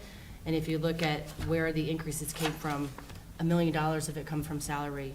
So between the town's $500,000 and the state's $500,000, basically the town is asking us to eliminate everything that's not inclusive of a salary. And I just don't know that that's enough of, a school budget that's fair to our kids. And I don't know that people have looked at it that way because they're saying you have $1 million to spend, but yet these are all contracts and salaries that we're kind of covering with those increases. So I would be in favor of doing the EL teacher that's covered by the emergency shelter funds, as well as trying to find other ways to spend the last windfall that came in, that was the 338, so that we can decrease the budget or the difference between where we're at and where we want to be at, and see where that leaves us with a gap. And I think that that would be something to put forward in front of the selectmen as far as covering it so that we do get up to the amount that we need for level services.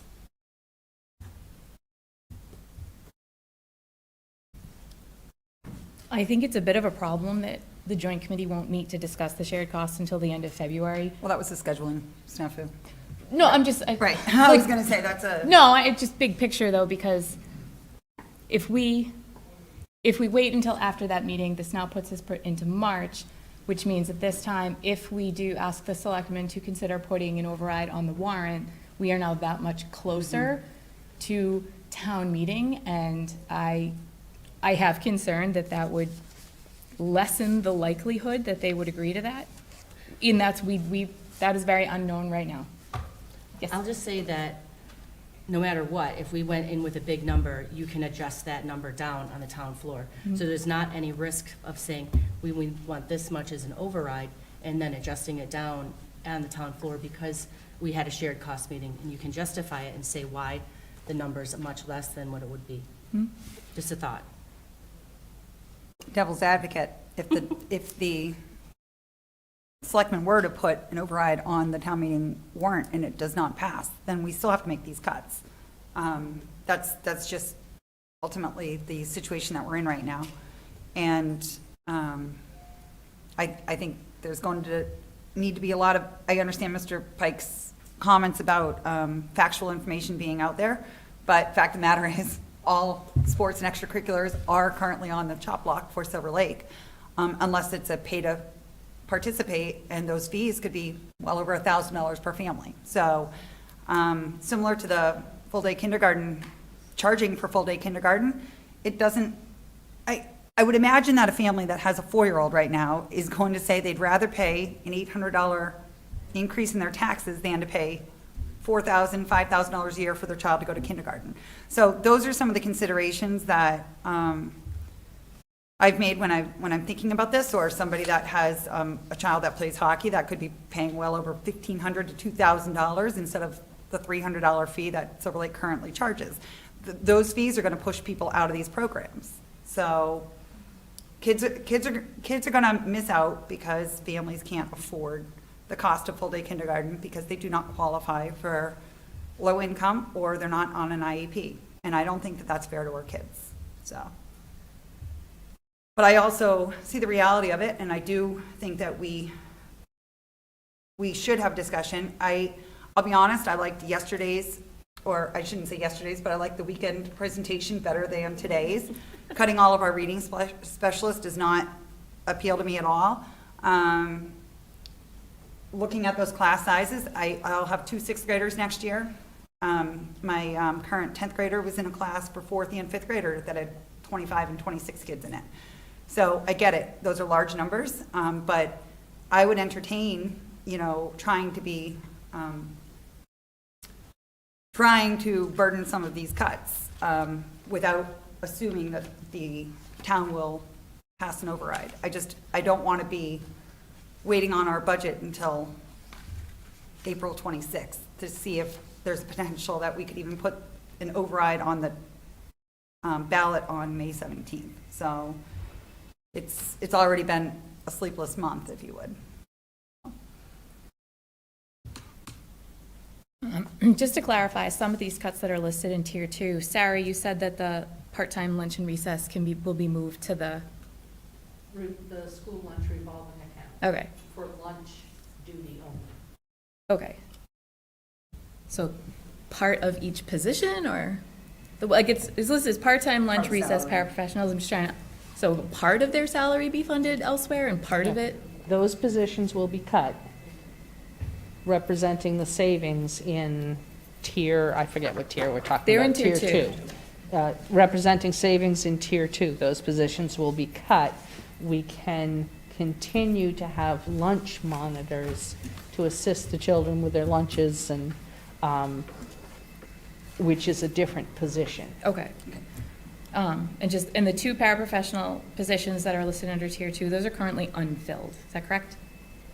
You have two open para positions? No, just one? One, okay. Thank you.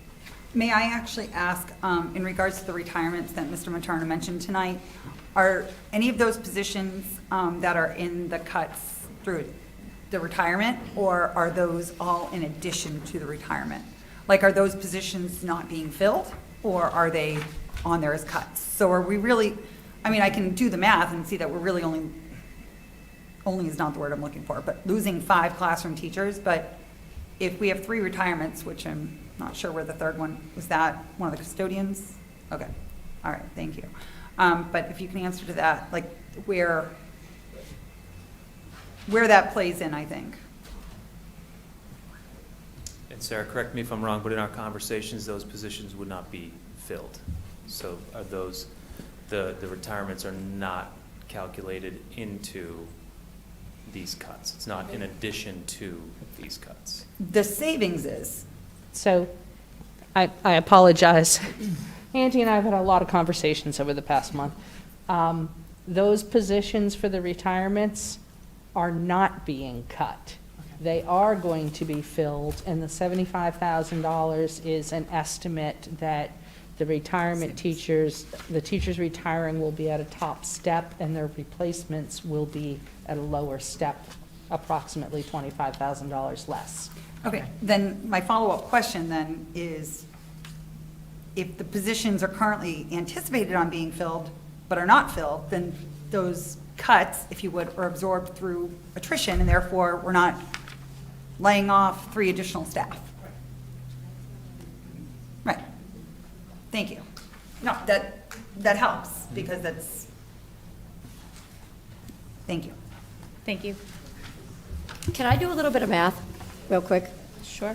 So if we were to do the 984,782, but we took the whole 338 minus the 180, minus the 65,000, we would have 93,270 still to put through the budget if we wanted to. So we still have the reimbursement of 92,000 that we didn't put in because we only put 180. We want to put the 65,000 in, right, for the EL teacher. So we'd be left with 93,270 to still put towards this 984,000. So I have $891,512 is what I'm coming up with that we would need with all told, if we were to add that other 93,000 that we got from the state. So this is what I would say that I would want to go to the town with at first, if I was to say that. Keep in mind that the language of the letter says that these funds are to support instructional services and any other service the district is providing to those students. I'm sure. So An EL teacher, yeah. an EL teacher, a paraprofessional to work with the students in the classroom would be considered an appropriate use.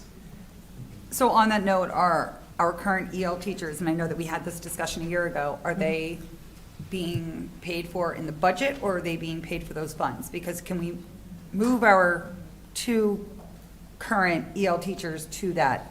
So during last year's budget process, we allocated $130,000 of the shelter money towards their salaries for FY '25. I recommend that we continue that. for FY '26. Right, but that's what I'm saying. Potentially, we could still move that Yes. money for those salaries. But right now, it's part of our FY '26 budget, those two positions. I subtracted out the shelter funds Right. in the calculations before we started with the number for the cuts. Right, but those two positions, because we filled them last year, even though that was filled with Correct. the grant, they are part of the FY '26 budget. Yes. Thank you.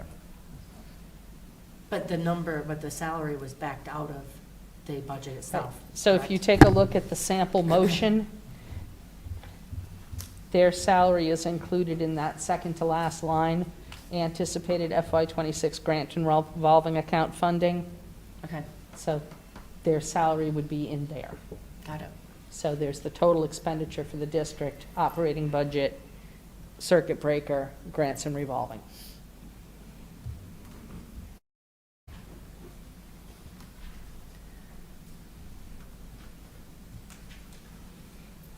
But this grants and revolving aren't only emergency shelter funds, there's other grants in it.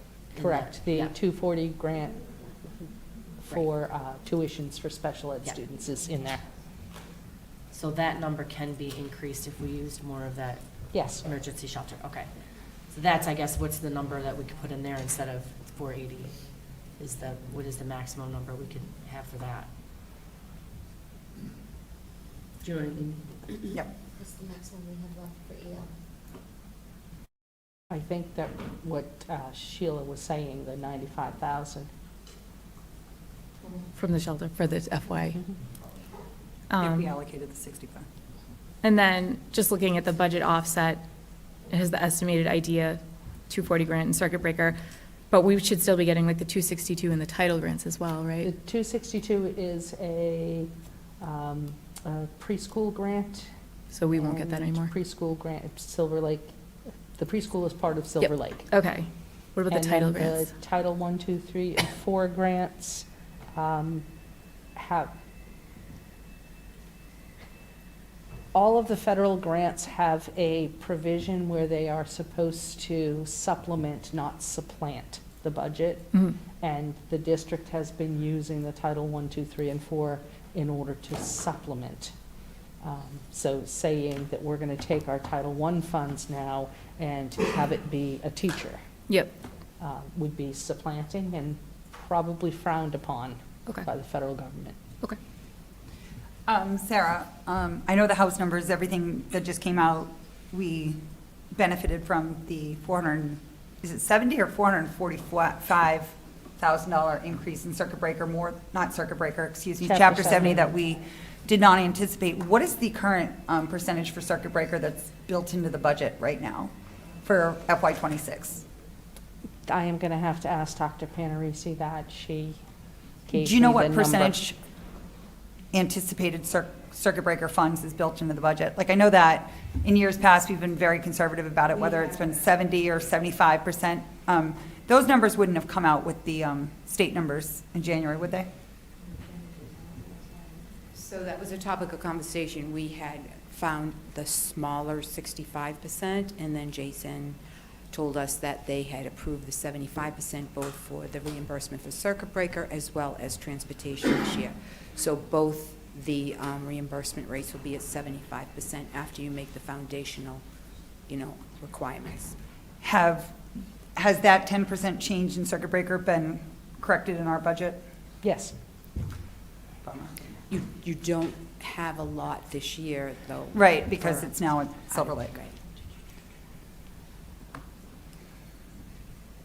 Another point I just wanted to make, because Mrs. Levitt and Mrs. Fishkin spoke about Plimpton and Halifax, and that they had made some substantial cuts to their budget last year, and they're in a worse position this year because of those cuts, probably. And keeping in mind that we are not a fully regionalized district, but we do regionalize 7 through 12 and now preschool. So Kingston is now responsible for approximately 57, 58% of the entire district's special education. So the cuts to Halifax and Kingston still affect, Halifax and Plimpton still affect Kingston financially once we get to the secondary schools.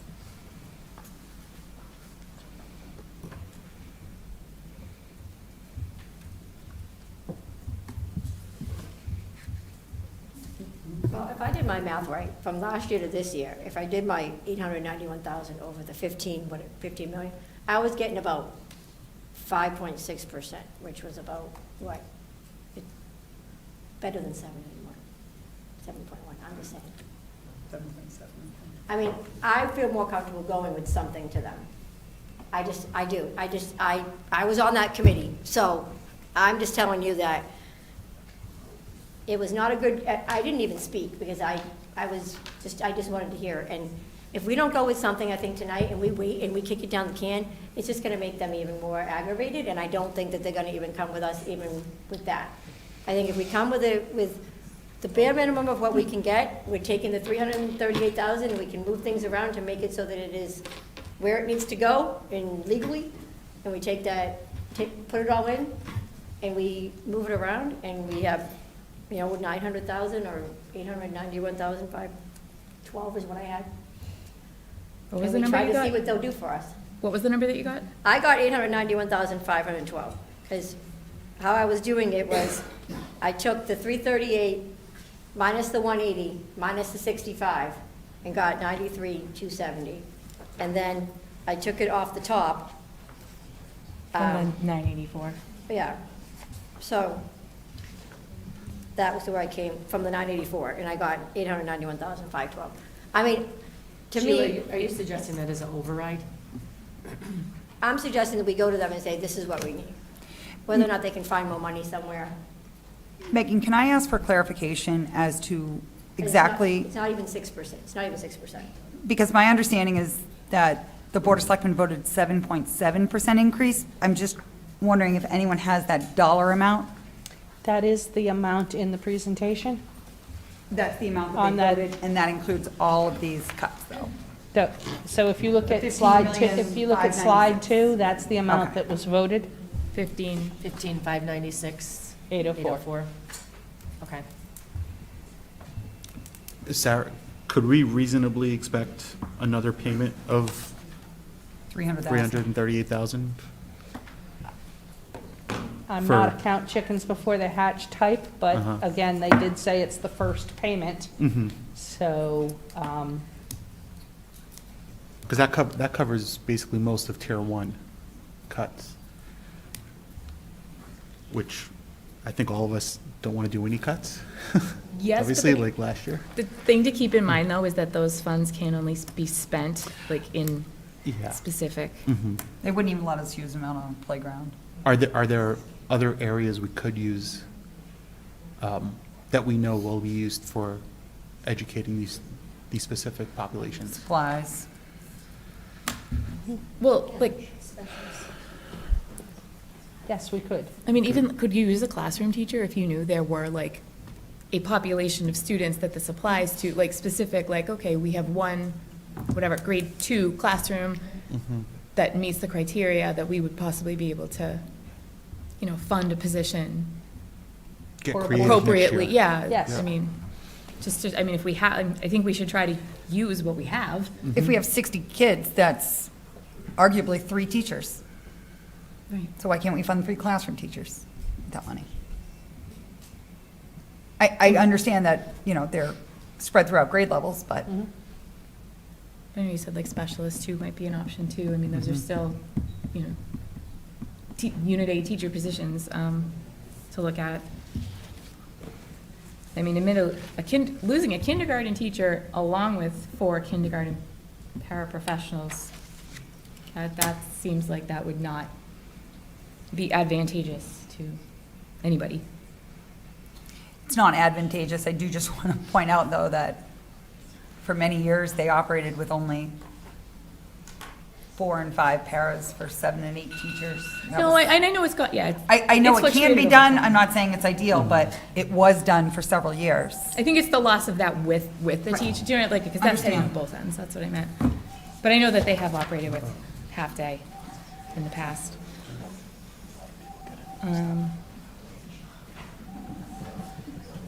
I mean, I'm on board with what Sheila was mentioning. I think the rest. Yeah, no, I think Again, with like, the- with we the- bring it to the board, we bring it to the town meeting. Yeah. I think we gotta Have- go before, I think we gotta go before that. Or the selectmen and I think think we have to ask for. I mean, the Board of Selectmen meet again on February 11th, so I believe Keith had said if we can bring up something from tonight, that can get on their agenda for, does that sound right? Yep. Yeah. So that, I mean, we have the opportunity, obviously, to go speak to our own budget. What did you say? I believe the chair is hiding in the bathroom. Actually, can I ask you a question, Eric? Would you mind? Since you're here. He only did it for 15 years, he doesn't know anything. So You I know, have to say Ola, though. What? Ola. Hola. He's getting ready for his next cruise. That's right.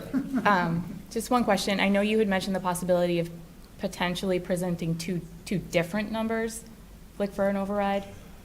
So that was just my opinion. It was not But discussed. is it like, just what would that look like, I guess, if that's something we wanted to explore? So early on during this budget season, it looked like obviously between local schools, regional, and police, there could be a potential override, and it was going to be a lot of money.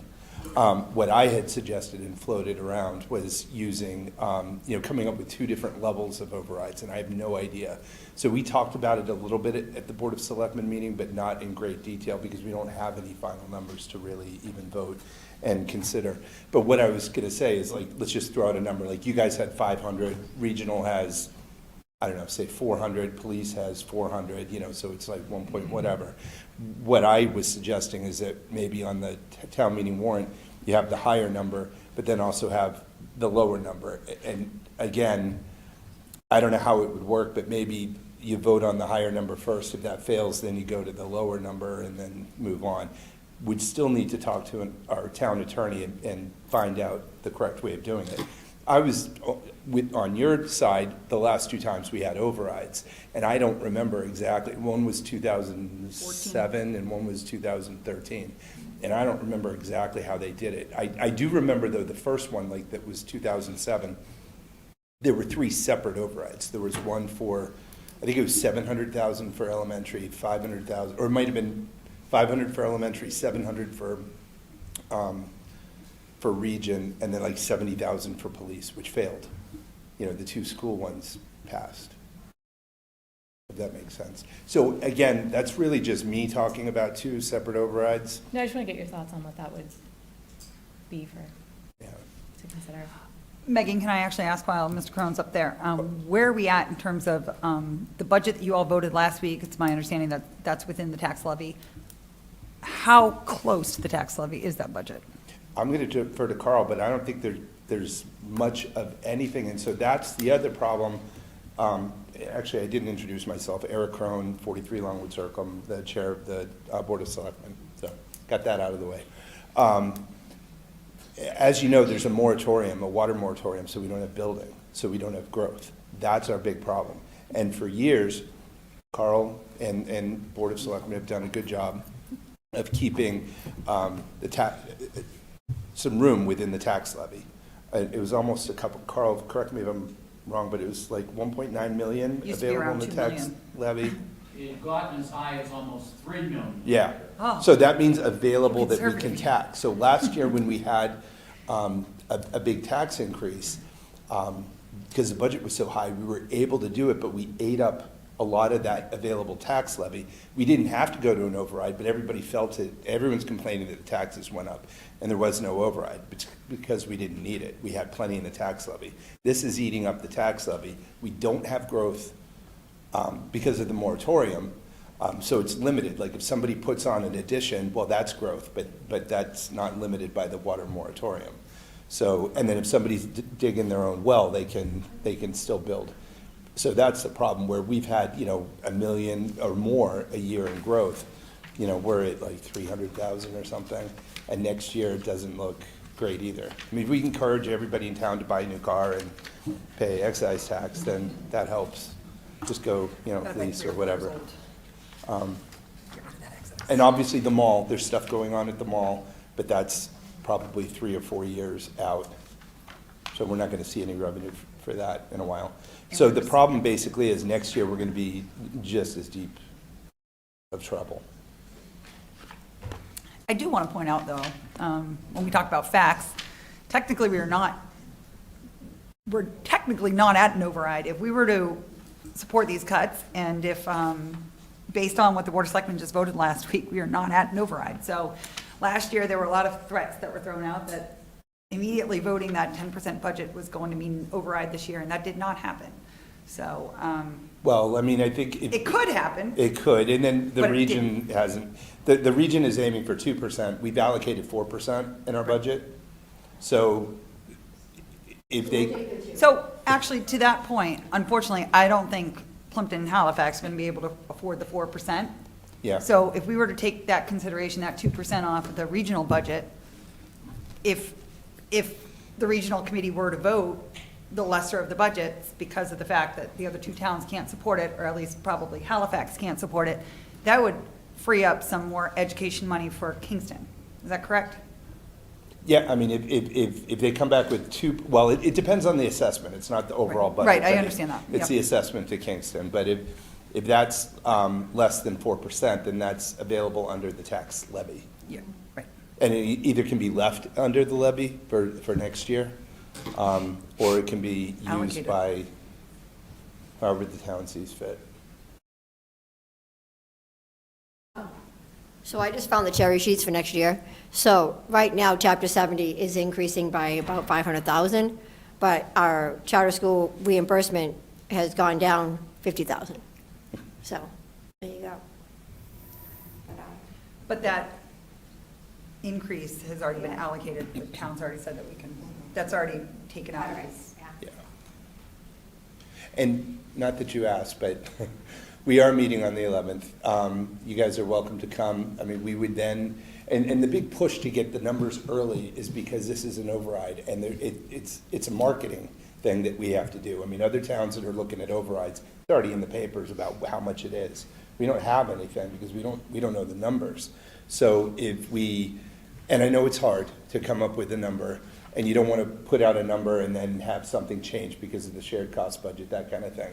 But the longer we wait, the worse off we are. And quite honestly, I'm shocked that you only had 3 people. I mean, all my years on that board, when we were making much smaller cuts than this, the library at KIS would be full of parents, and there's just nobody here. I mean, there were like 2 or 3 people talking. I mean, it's shocking. So either people don't care, which could be the case, or they don't know about it.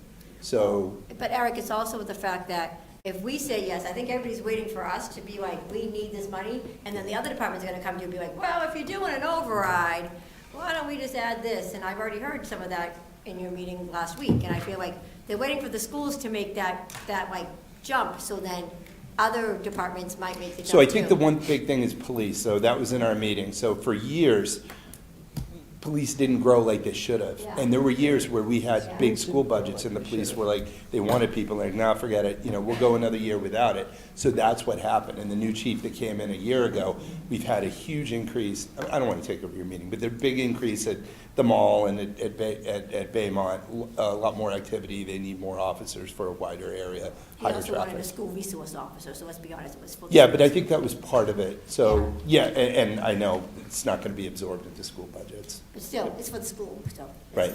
So I think the push from the town, from the Board of Selectmen and the town administrator to get a number is so that we can, if we're going to have an override, and the Board of Selectmen put the override on the town meeting warrant. If it passes there, then it goes to ballot and needs to pass there as well. But the push, if we're gonna put it on there, people need to know, like ASAP.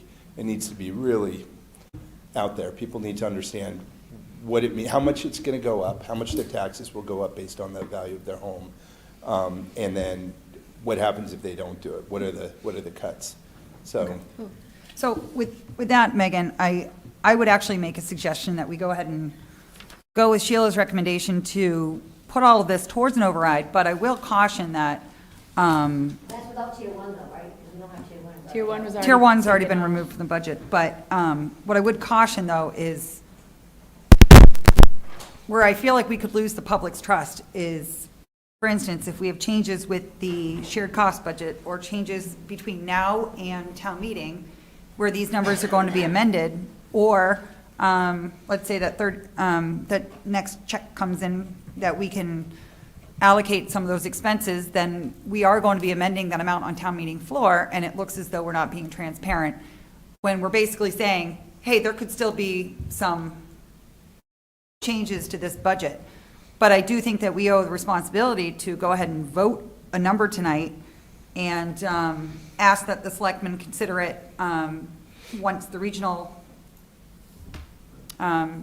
public budget hearing. That's not even until the 13th, which is actually after the meeting on the 11th.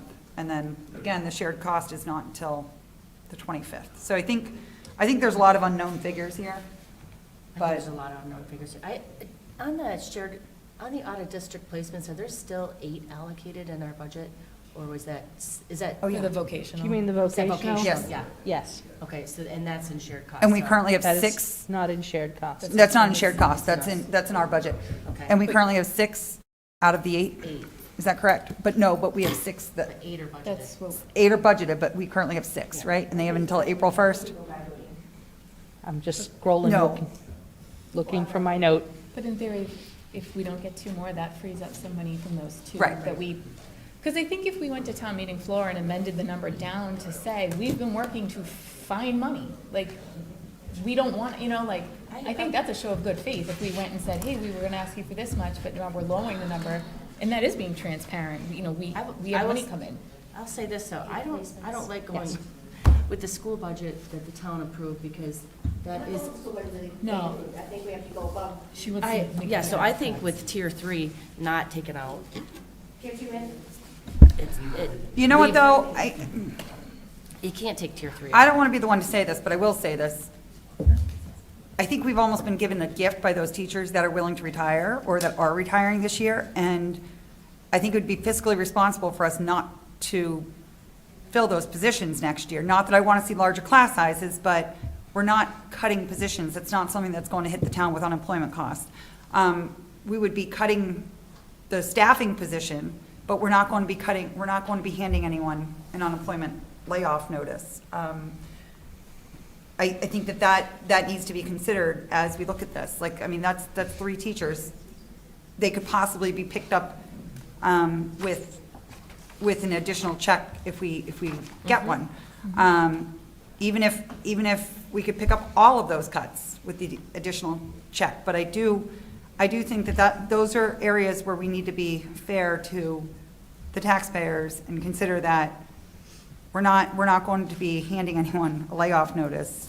We've had retirements that are picked up through attrition.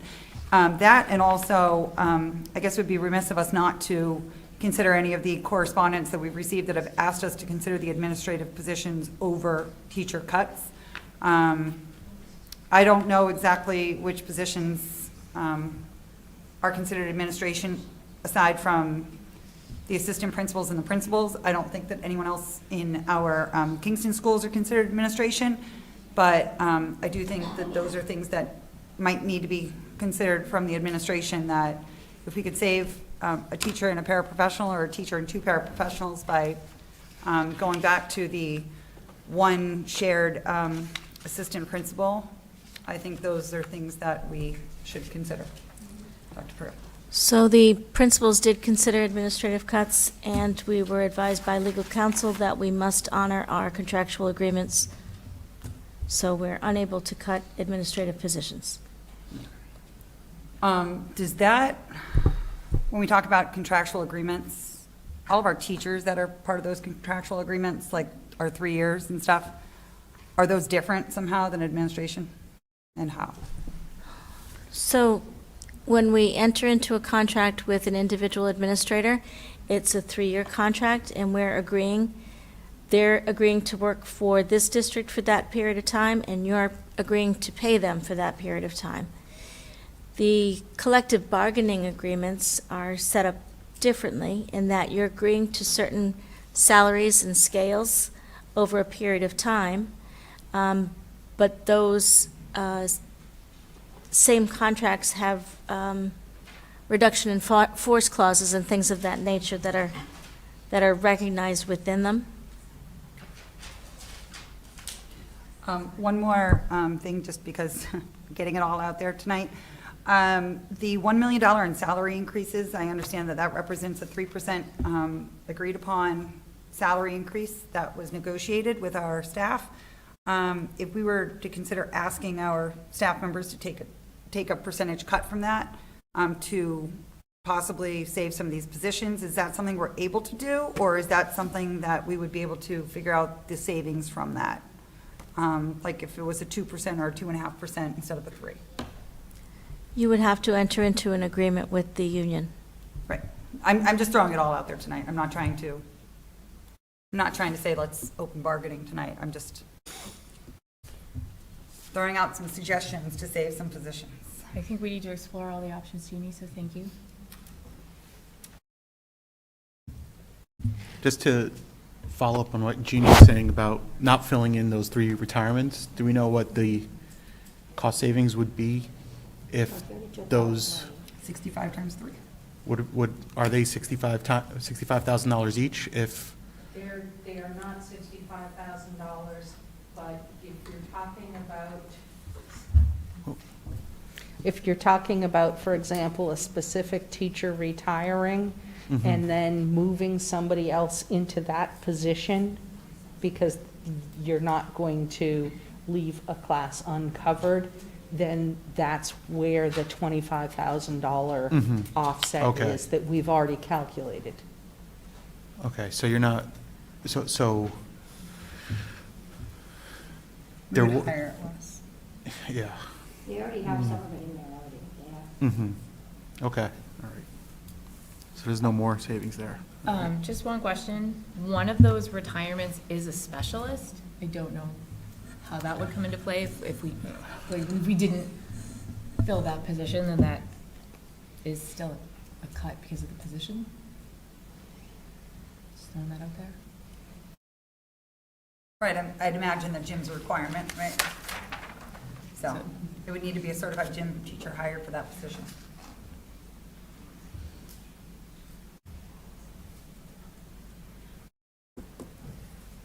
So, as I'm looking at it, I think, from my opinion, we vote the 17 million because we got the 808.93 already, so we're still from the town.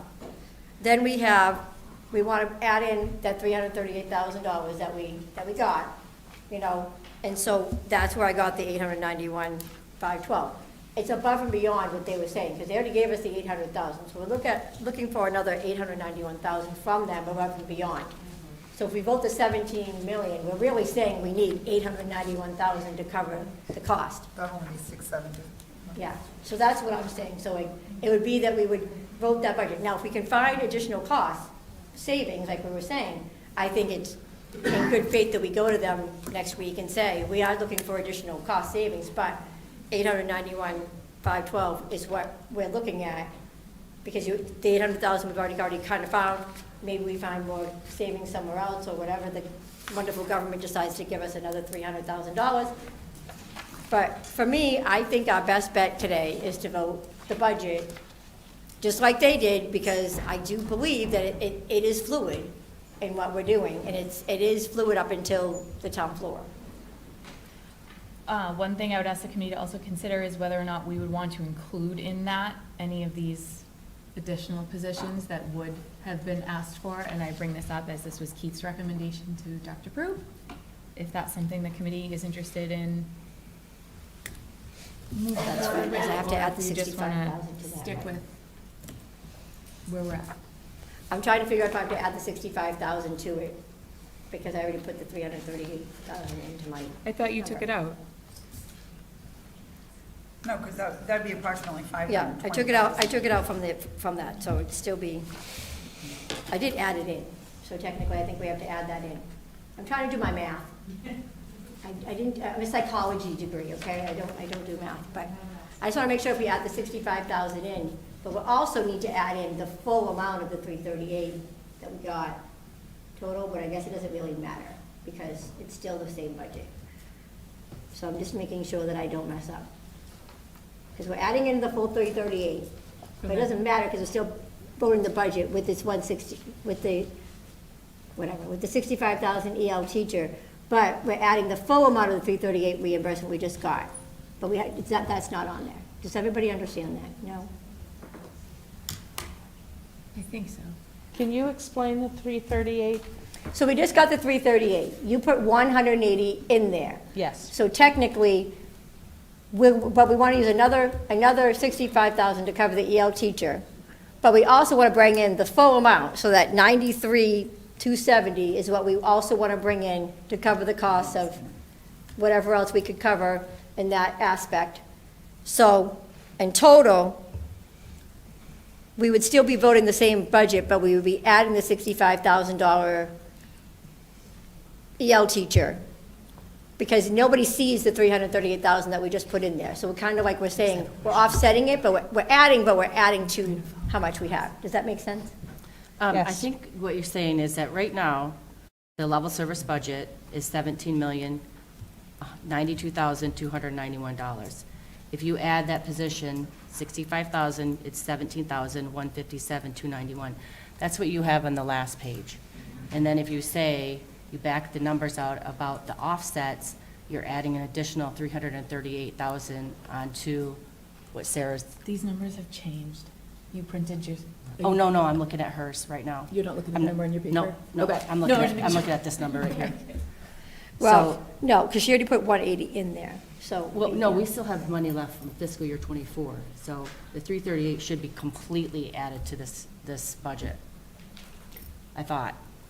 But it could We only be can. used. Well, I think we can, She already used 100, she already used 180 in this budget, right? She was already using 180? Not from the 338. We Yeah. just got that today. Yeah, yeah, that's some today. dollars. Right? So if you take the level service budget of $17,390,569 and subtract out the $253,983 for circuit breaker, and subtract out the $338,000 for the shelter fund and the $300,000 for the 240 grant, it gives you $16,498,586. I think that's the number you're talking about. That's the number we're talking about. 586? Yes. And the retirements? I don't know if you The mentioned that. the retirements are already factored in? Is the EL teacher factored into that? No. So we have to add the EL teacher into that. Well, that included the full 338. It would come out of that, Well, it's not. right? That includes the full 338. I do expect there'll be more money. I'm just Coming. saying, does that Like, include the EL teacher? It does not. So we have to add 150. We have to add 65. Someone's microphone is off. Okay. Megan, I don't think it would be prudent for us to consider adding anything else to the budget if we're already going to ask the town for a level service override. As much as I think we need to remind the teachers or the taxpayers that we might be fully funded even with an override, but that does not mean that we're I agree. fully staffed. But I think that it would be irresponsible for us to consider another, I believe it's $520,000, $519,000 in positions. But just to clarify, are you in support of the EL teacher to be funded from the Yeah, shelter? because it was already, Okay. I don't know if that needs to be voted separately. I would have actually said I was against that, and I'll argue why. If, for instance, these students aren't here, specifically shelter students, before the beginning of the school year, then we're going to be losing EL population students. I understand that that's a current need, but if our numbers were to decrease in that, then I think that may not be a need in the fall. Just one comment on that. I'm actually waiting to hear back on legal counsel about whether or not we will still have any obligation to them once they are relocated, because with the McKinney-Vento Homelessness Act and the obligation to transport the children back into the educating district, I don't know if that still applies where this is an extraordinary circumstance. So Russ did say that they would research that and get back to us. So hopefully at some point in the near future, we'll at least find out whether they may or may not be in when they leave. But on that note, we have been advised that there's a potential that we could be losing some students before the fall. Is that correct? I think they said by end of 2025 without more. By the end of 2025? Yeah. So obviously that's broad. But if we were to allocate the money for an EL teacher and then the students all leave, the money could then be reallocated, right? Well, if it's still specific to the, Those are not the Right. only That's- EL students in the district. Right, there's still a need, okay. Are you ready for do we need to take a separate vote about that, or we just include it in the number if we decide to vote a number? We didn't approve any budget yet, so. No, but I just like if we want to add that position in. I think we should. That's my question. I would Because say it's it's a not separate included in vote. the budget, it's Separate. an ask, so I think we need to I think separate. separately vote Yeah. to add it, and then vote the number that includes that position. Does that sound right? Okay, so I does, make a motion to add the additional EL teacher for the fiscal year 2026. friendly amendment to be funded by the emergency To be shelter? funded by the emergency shelter fund, Is there a second? reimbursement. I'll second. All in favor? Aye. Aye. No, no. I'm a no. Just because in the event that, I just don't want to be wasteful, that's all. I'm a yes. So that will carry. And then, so Sarah, can I just clarify this number with you? Yes, actually, if you want to run through that, do you have this slide printed out? I don't have that, but I didn't know it changed. I have the older one, but I can pull it up. Here. Okay. Okay, I'm looking at the slide. So the first number should be $16,563,586. That, 563,586. that appears twice in the first paragraph. Yep, okay. Second paragraph should be $891,983. Can you repeat that one more time, please? $891,983. The special ed circuit breaker reimbursement stays the same at $253,983. The grant and revolving, we're increasing to $638,000.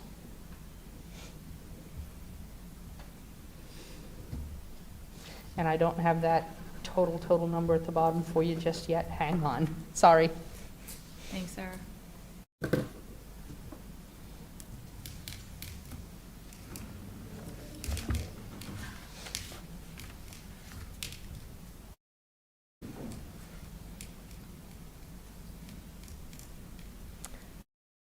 The total approved expenditures for the school would be $17,455,569. That's the new administration. We don't do cents anymore. Okay. Would anybody like to make a motion with these new adjusted numbers for the final slide? I will make a motion that we move that the Kingston School Committee approve $16,563,586 as the fiscal 2026 local education budget, the operating budget, and further, that the total appropriation of, where did that number go? Same number. It's the Same number, excuse me, $16,563,586 is in compliance with Education Reform Acts of 1993 and recommended by the superintendent of schools. And further, that the school committee directs the superintendent to allocate the following additional funding sources, which total $983, excuse me. FY '26 anticipated circuit breaker special education reimbursement of $253,983 and anticipated fiscal year '26 grant revolving account funding totaling $638,000. The final approved expenditures for the schools will be $17,455,569. Is there a second? Second. All right, roll call vote. Sheila Vaughn. Yes. Michael Chikane. Yes. Jeannie Coleman. Yes. Tricia Arietta. Yes. And I am a yes. Megan, can I just make it clear, though, that that is well over the amount that was voted by the Board of Selectmen last week, and in order for this number to be appropriated towards the schools, we are currently seeking an override from the Board of Selectmen, and that amount will be to be determined. 967. 967K. Of $967,000, yes, which is a fluid amount.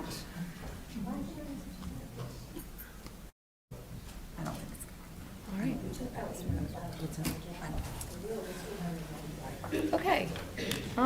We do have a few more things to get through before we can adjourn tonight, so let's just see if we can run through these last couple of things. Report of standing committees, admin review. Admin review has been done. Yeah, but I don't know what the date is. We have an upcoming meeting in. Perfect. Okay, bylaw. Nothing. Programmary collaborative, Sheila. Yeah, meeting on Thursday, superintendent evaluation and the treasurer evaluation and the audit.